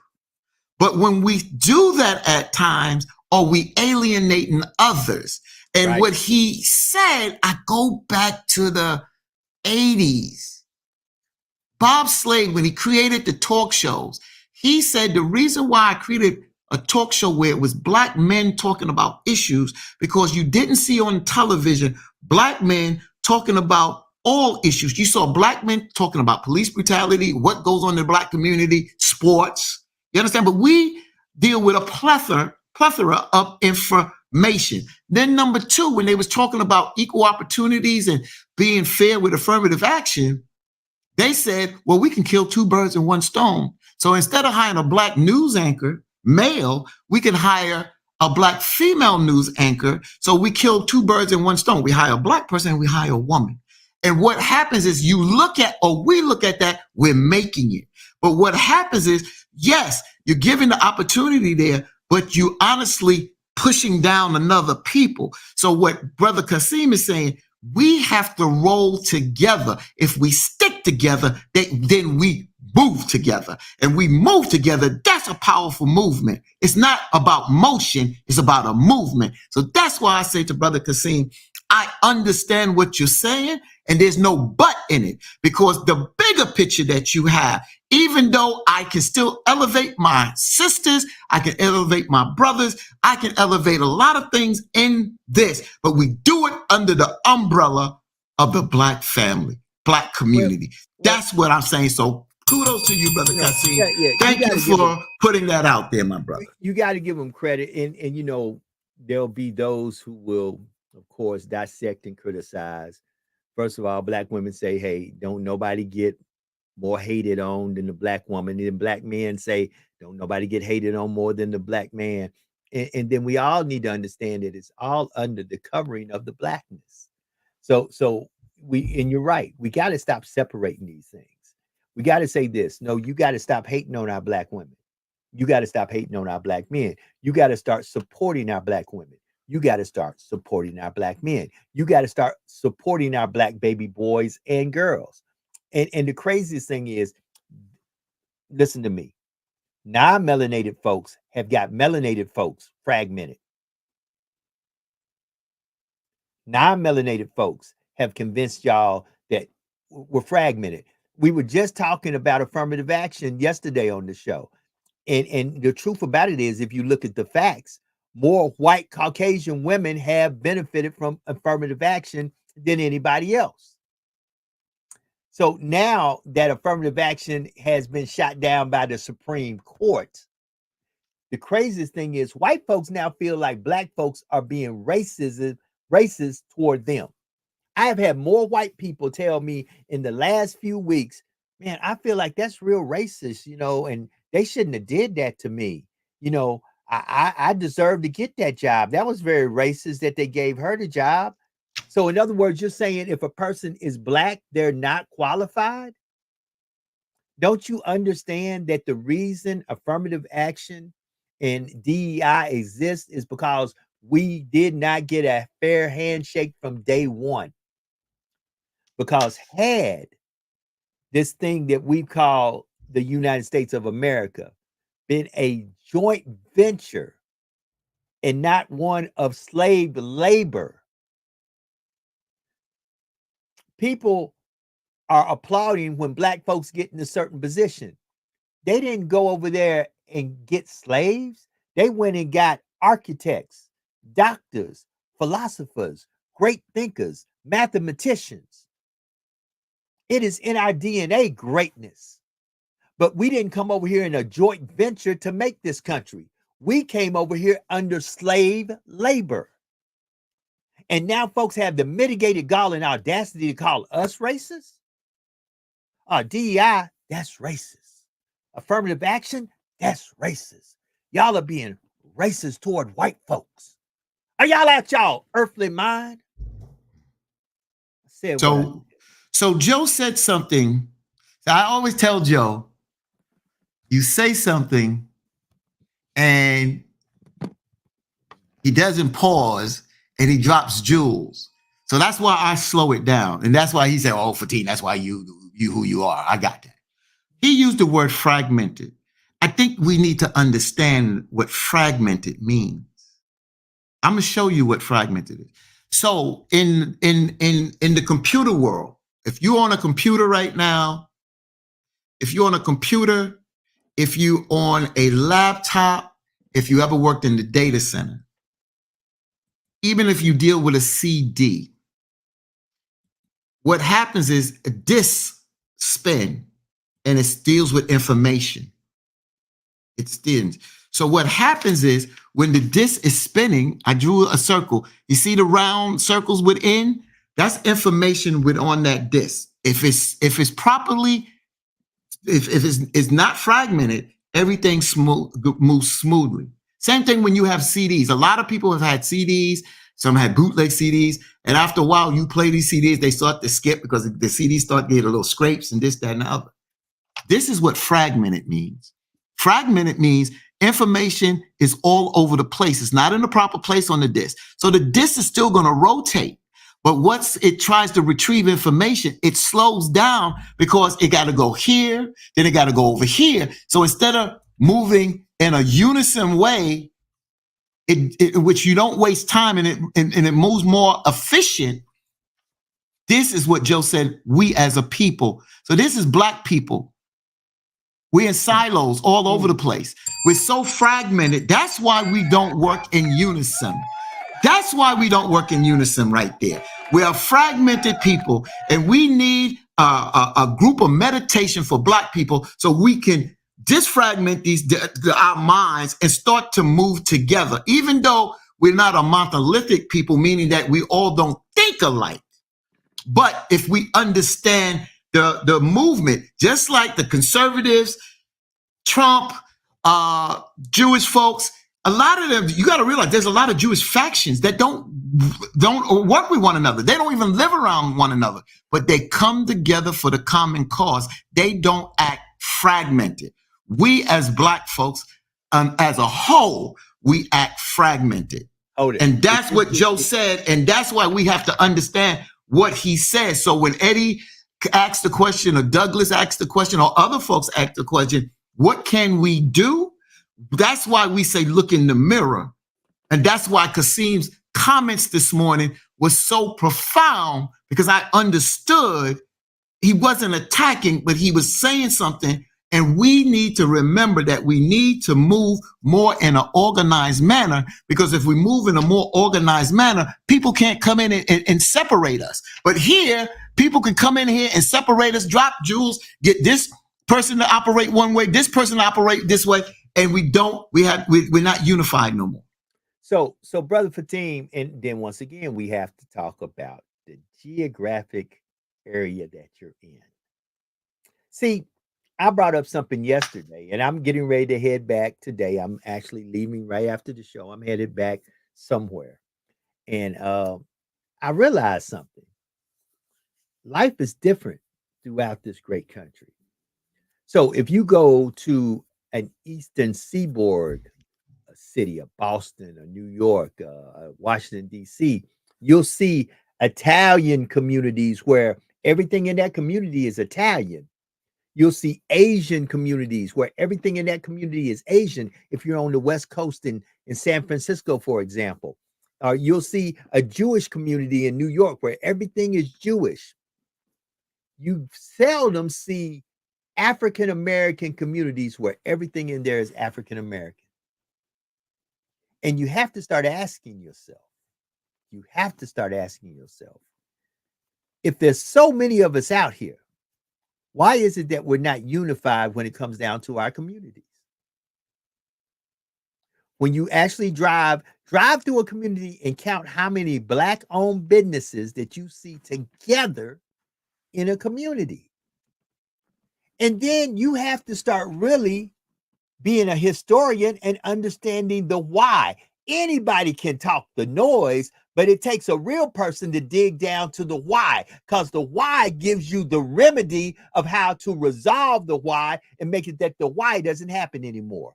But we're too busy trying to talk about here's your symptoms, here's what's happening, because it's sensationalized, but don't nobody want to talk about the cure. Here's why. Because there is profit in your pain, your problems, and your poverty, Brother Fatim. I said that. That's what I said earlier today. There is, so, you know, and that's why it just gets so difficult and hard, because we move in so many different directions. And then what happens is we become more unified under a tragedy.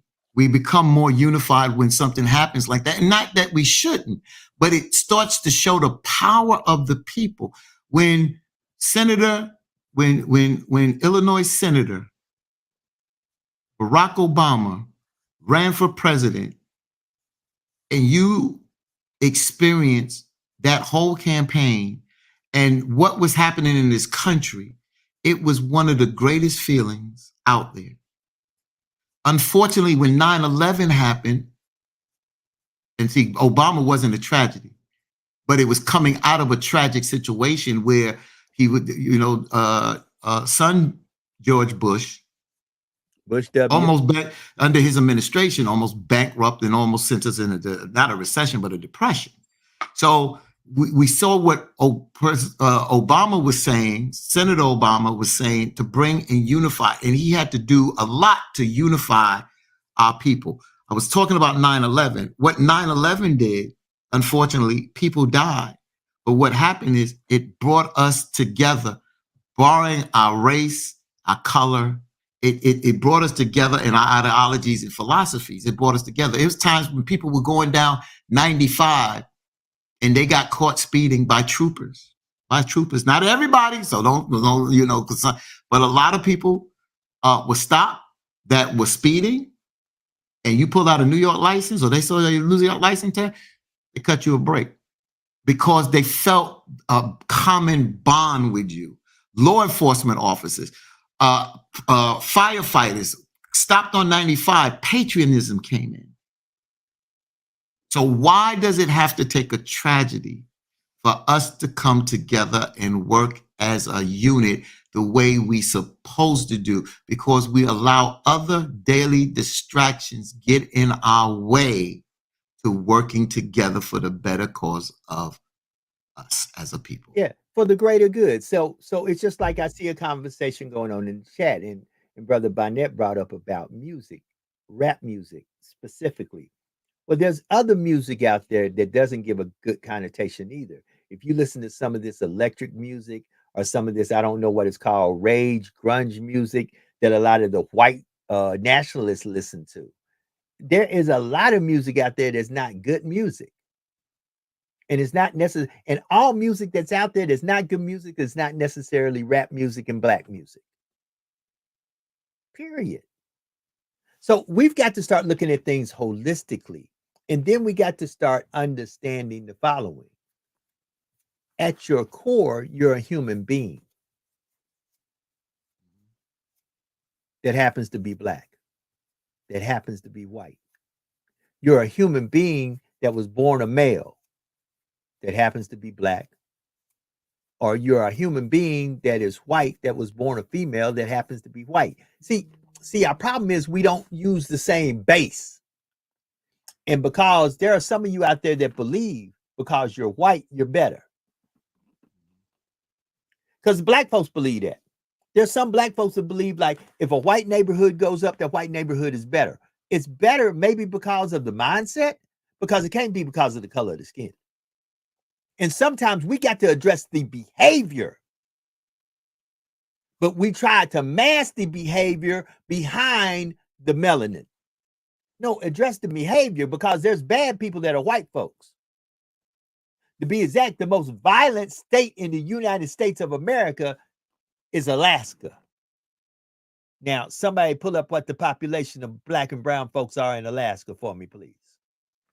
I'll wait. Because we can have different opinion, we just can't have different facts. Brother Fatim? Brother, I mean, you said it. I mean, you said it, you know, and I think we've been preaching this for the longest. And, you know, if you go back into folks that have gotten attention from Marcus Garvey, Noble Drew R. Lee, Honorable Elijah Muhammad, Dr. King, Medgar Evers, Malcolm X, you go back to them, Harriet Tubman, they all preached the message of unity. Frederick Douglass. We can go back and we can see that this message has always been consistent of us working together. Some talked it, some wrote it, and some walked it. You understand? And that's why some people say we should be further as a people. But the problem is you have to understand what power is.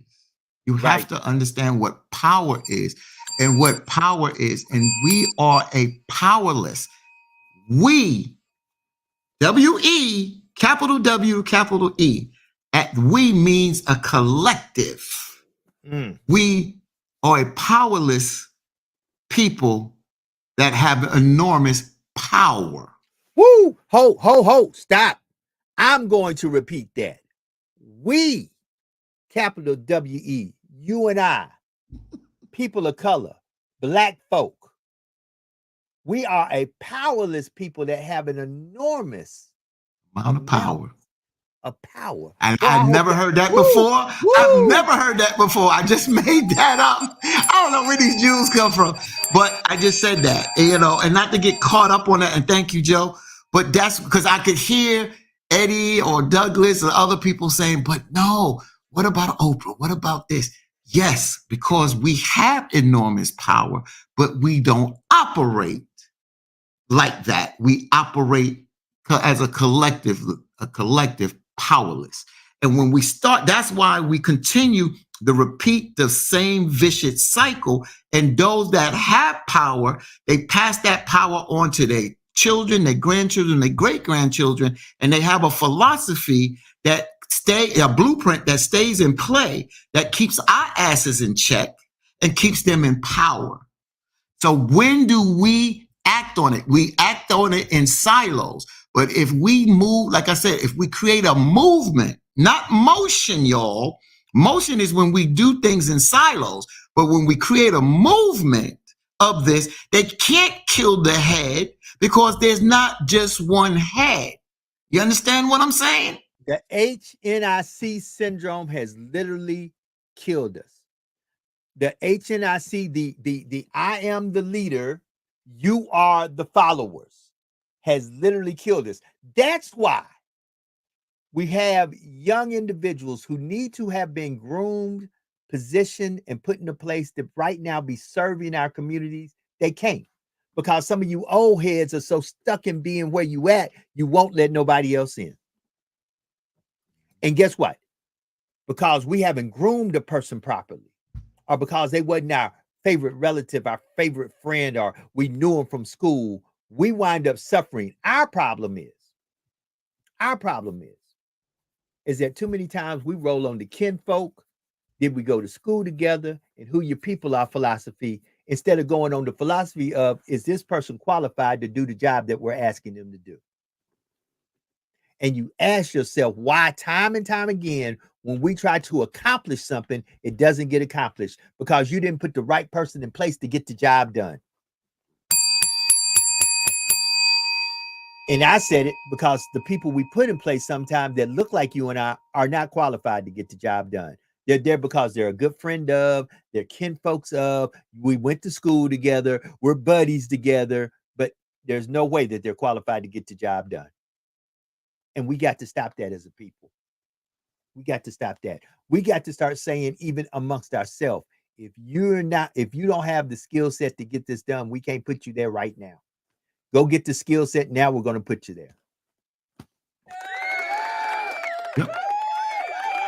That's it, Joe. I mean, I say, I mean, this is an interesting show today. Again, Eddie put in here, he said, let's see, because my phone just jumped up on me. I gotta wait for the call. Here we go. He says, oh God, where did he put this? Well, let me go back to a couple of the comments. Laura Bell, time to move on and stop living in the past. Yeah. Hold it. What before you say? Wait a minute. Where you? Well, I'm gonna get to. I'm going through all comments now. Oh, wait a minute. Wait. If you're going through all, I gotta know where you're starting at. Yeah, I started with Laura Bell. So she said, time to move on and stop living in the past. Rhonda Hairston responded to that, said exactly. Rhonda Hairston said, beautiful statement, Brother Fatin. Get it, patent it before someone steals it. I just wrote it down. I'm calling my friend on it. Eddie Bonnet says, understand the past, tap into the present opportunity, and go into the future with the power inside of us. And that is the motivation, the inspirational that we need as a person. Okay. Eddie, also, even though we are not a monolithic people, how can we create one culture like other ethnic groups? Well, unfortunately, it's hard for us to create one culture. And let me say why. That's why when you get Caribbean people coming together, if you don't know the cultures of the Caribbean people, you got people from St. Croix, you got people from Jamaica, you got people from Trinidad and Tobago. You got so many different people, we tend to lump them together. They know their culture. They know if they're Jamaican, they raise their black and green and yellow flag. If you from Grenada, they raise their flag. They, like on the West Indian Day Parade, on Labor Day in New York City, all of those Caribbean cultures, West Indian cultures come together under one banner, but they have their own banner. So we're not going to create one culture, Brother Eddie, because we're not one culture. But what they do as the Caribbean is that they embrace their culture, but they understand the power of them as a people that come from a region. And if they move together, they realize they have much more power. So how do we do it? We don't want to say we're going to create one culture. What is the problem is a lot of us Black Americans have an Americanized culture or a splintered culture unfortunately, it goes back to slavery. So our identity is sort of lost, even though when we talk about us as slaves, we were kings and queens before we came here, and I got that and I understand that. But when we draw back on our culture, we are splintered people operating under those that controlled us, killed us, maimed us. You understand? So that's why it's very hard for us sometimes to operate as a unified group, because a lot of us are trying to overcome this, and we have our own strategies of how to go about it. I don't know what the answer is, Eddie, because there were a lot of people that had much greater minds than Brother Fatin, and they try to bring people together. And you go back to the civil rights movement and Dr. King, and you look at the percentage of Black folks that moved with Dr. King, it was not a large percentage of people. It was not a large percentage of people. You understand? Same thing when we came together for the Million Man March. We came together. If Honorable Minister Louis Farrakhan didn't call that march, unfortunately, he was probably the only one that could call that march. Maybe Reverend Jesse Jackson could have called. Right. Maybe. Right. But Honorable Minister Louis Farrakhan called that march. He was smart.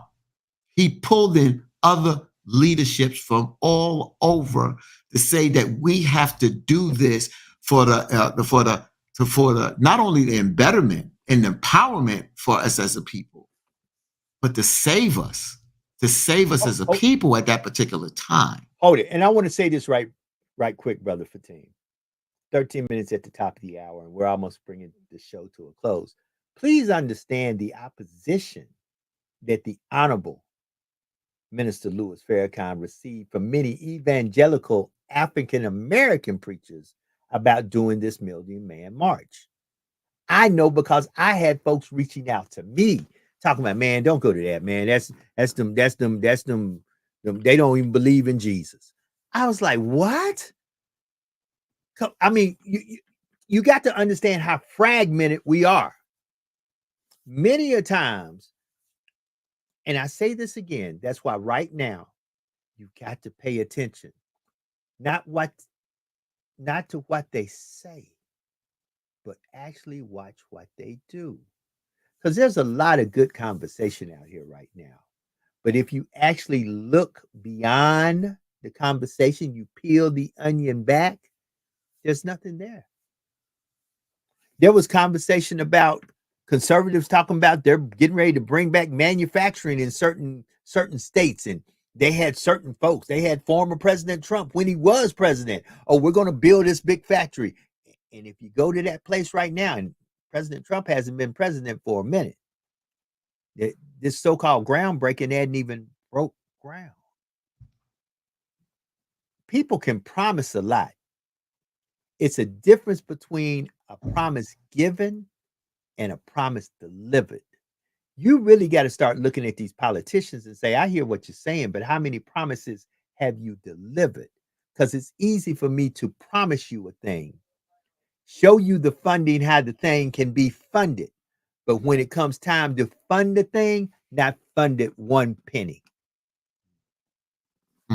So Eddie Bonnet says, should we kick out everyone out and deal with us? I had to think about that real quick, Eddie. I had to think about that. And I don't think we have to kick people out. I think what we do is we start with the nucleus. We start with the base that we are moving and we are dead serious about an agenda. And what happens is if when you start to become effective, people tend to gravitate towards effectiveness, and they gravitate to things that will benefit them and that is working. So that's how you lead by example. We have to lead by example, and it has to be that core group to start that and start working. I give you an example, and I understand what you're saying, but I say it always starts small. And, and I got to get these brothers on. I haven't spoken with these brothers, the Black doctors. A lot of people can do things and they start, and these smaller things are microcosms of something that is bigger.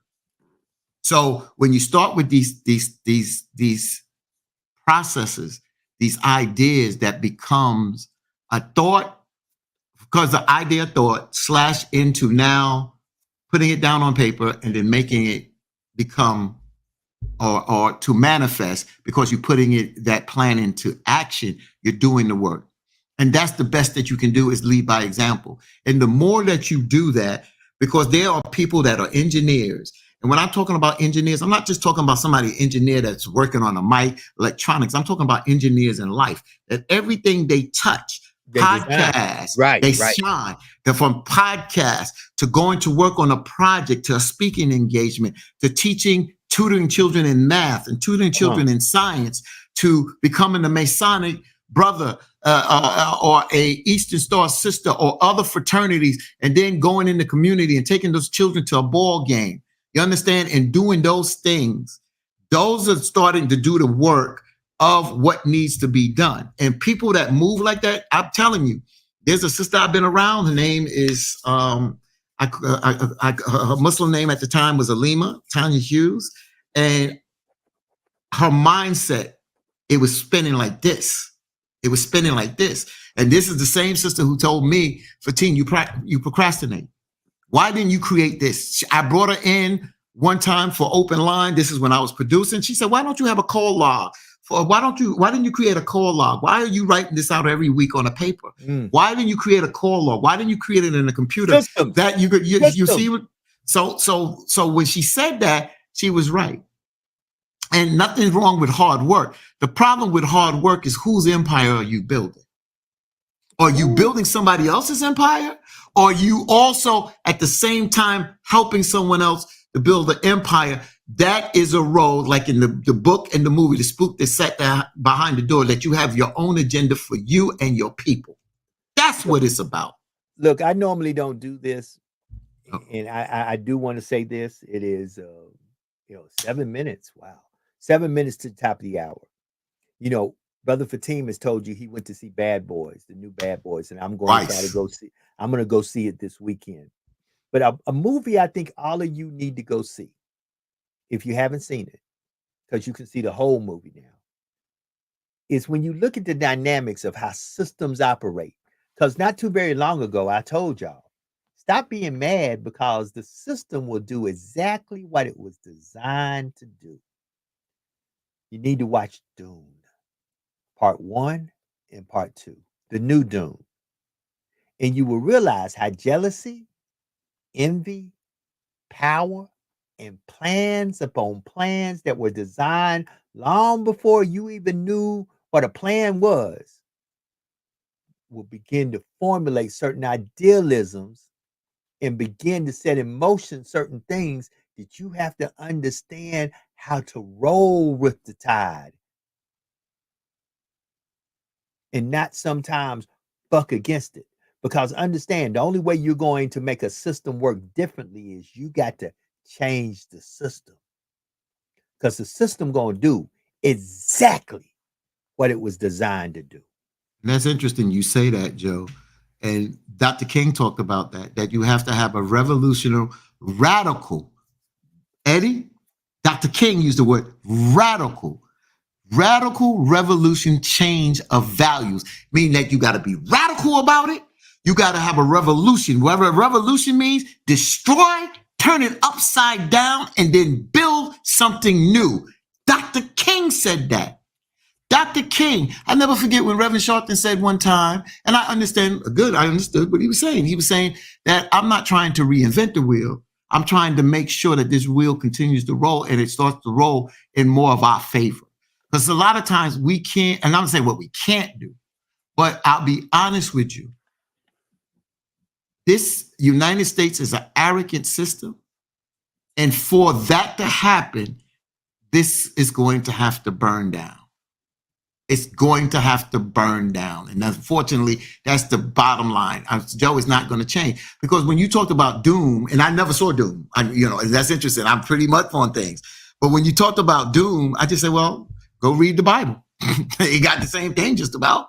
And what gets me about the Bible is that the Bible is more about learning the pitfalls, but it's more about saving your soul, your spirit and your soul. Because when you deal with the Bible, the adversary, one thing is consistent. The adversary still stays there. What is consistent is the devil stays there. What's consistent is he stays in power. He causes mayhem and mischief. It's a powerful individual. It's a very powerful individual. So we got to understand what we're going up against, because I'm telling you, what we're going up against is darkness, hateful principalities that don't have a problem of taking and snatching your heart, your soul, and your spirit and continue to move. That's why you need to watch science fiction. You need to watch Rosemary Baby. You need to watch The Omen. You need to watch The Exorcist. You need to watch these type of movies. I'm not talking about the gory movies and Candyman. I'm talking about understanding. And Candyman had a lot of anything. You talk about the culture of New Orleans. It had a lot of things in there that a lot of people don't understand, but that's another story. Watch, what is it? What is the movie with Eddie Murphy, Denzel Washington, when he was trying to save the Bible or the book? Yeah, he was trying to save the book. Book of Eli. Another powerful book. You understand? So I'm just telling you, we look around and we always say there's always hope. And yes, Reverend Jesse Jackson said, keep hope alive. And I got it. I understand, keep hope alive. And there's nothing wrong with pushing through. But we got to understand, we got to be excellent. And we got to be laser focused and disciplined to do what needs to be really done. You understand? And once you start doing that and you start to see the effects and the positive effects, just like we talked to those sisters this past week, Coach Elena and Sister Miss Ciara Ross, aka Sister Signature. They went out there and they're doing the work that has to be done. And it's not easy because they talked about this, Joe. They talked about it. It wasn't easy and it's still not easy. And still doing it through life challenges. But they are doing something. They're not sitting on their laurels, not doing it. So you got to get out there and you got to do the work. You can't worry about saving the world if your house is not in order. Right. You got to do something. So it is 2 minutes to the top of the hour, Brother Fatim. On the behalf of Sister Jax, we're getting ready to close it out. We'll be back tomorrow for Turn Up Thursday, Turn Down for What. Brother Fatim, give me some closing remarks, my brother. All right, so I'm going to close like this with news. Jerry West, who was selected to the Basketball Hall of Fame 3 times in a storied career as a player and executive whose silhouette is considered to be the basis of the NBA logo, died today, this morning at the age of 86. This was announced by the LA Clippers. West was the 3rd player in NBA history to reach 25,000 points, was an all-star every year of his career, and led the Los Angeles Lakers to the NBA Finals 9 times, winning 1 title in 1971-72 season. He was also a 12-time All-NBA selection and NBA Finals MVP as part of a losing team in 1969 and part of the NBA 75th anniversary team.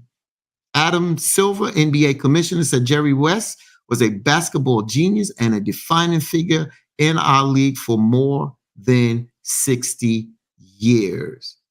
Jerry West, most career points in the NBA Finals. He leads with 1,679 points, to be followed by LeBron James at 1,562, Kareem Abdul-Jabbar at 1,317, and then Michael Jordan at 1,176. So we talk about Larry Bird. Jerry West. Rest in peace, my brother. Rest in power. And when I say my brother, and Jerry West is white, if you don't know that. All right. Well, our prayers, our condolences go out to the fans, the family, the friends, the followers of now the late, great Jerry West. Be better today than you were yesterday. Do something today that blesses someone in some manner that they can no way humanly possible pay you back. And always remember that there is no secret what God can do. What he has done for others, he will and he can do for you. For when God is with you, nobody or nothing can stand against you. Family, stay woke. That's all I got to do is tell you, stay woke. We up out of here. Y'all be good. Peace.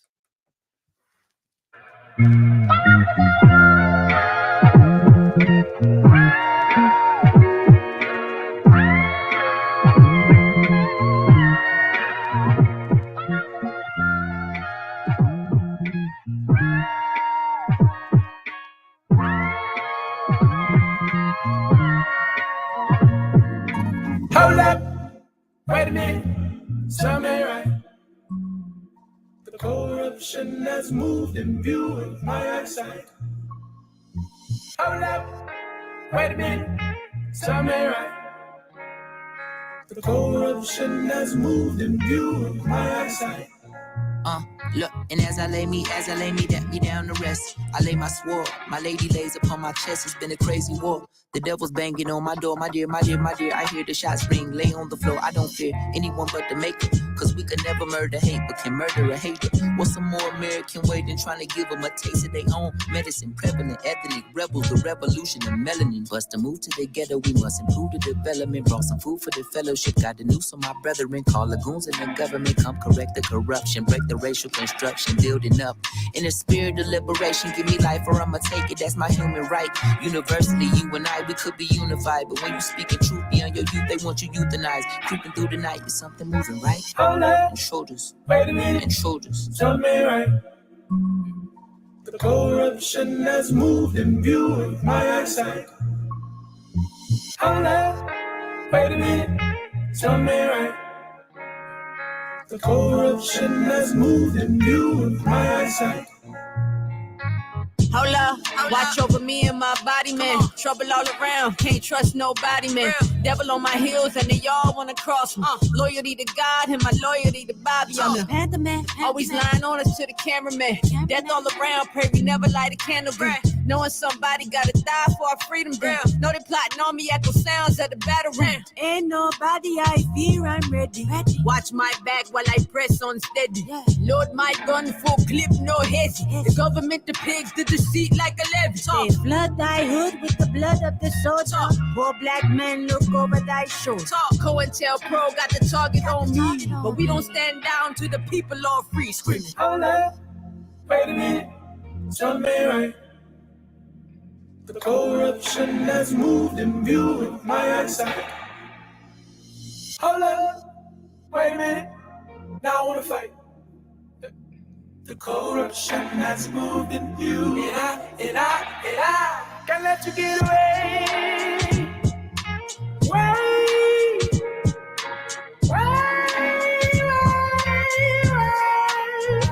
Can't let you get away.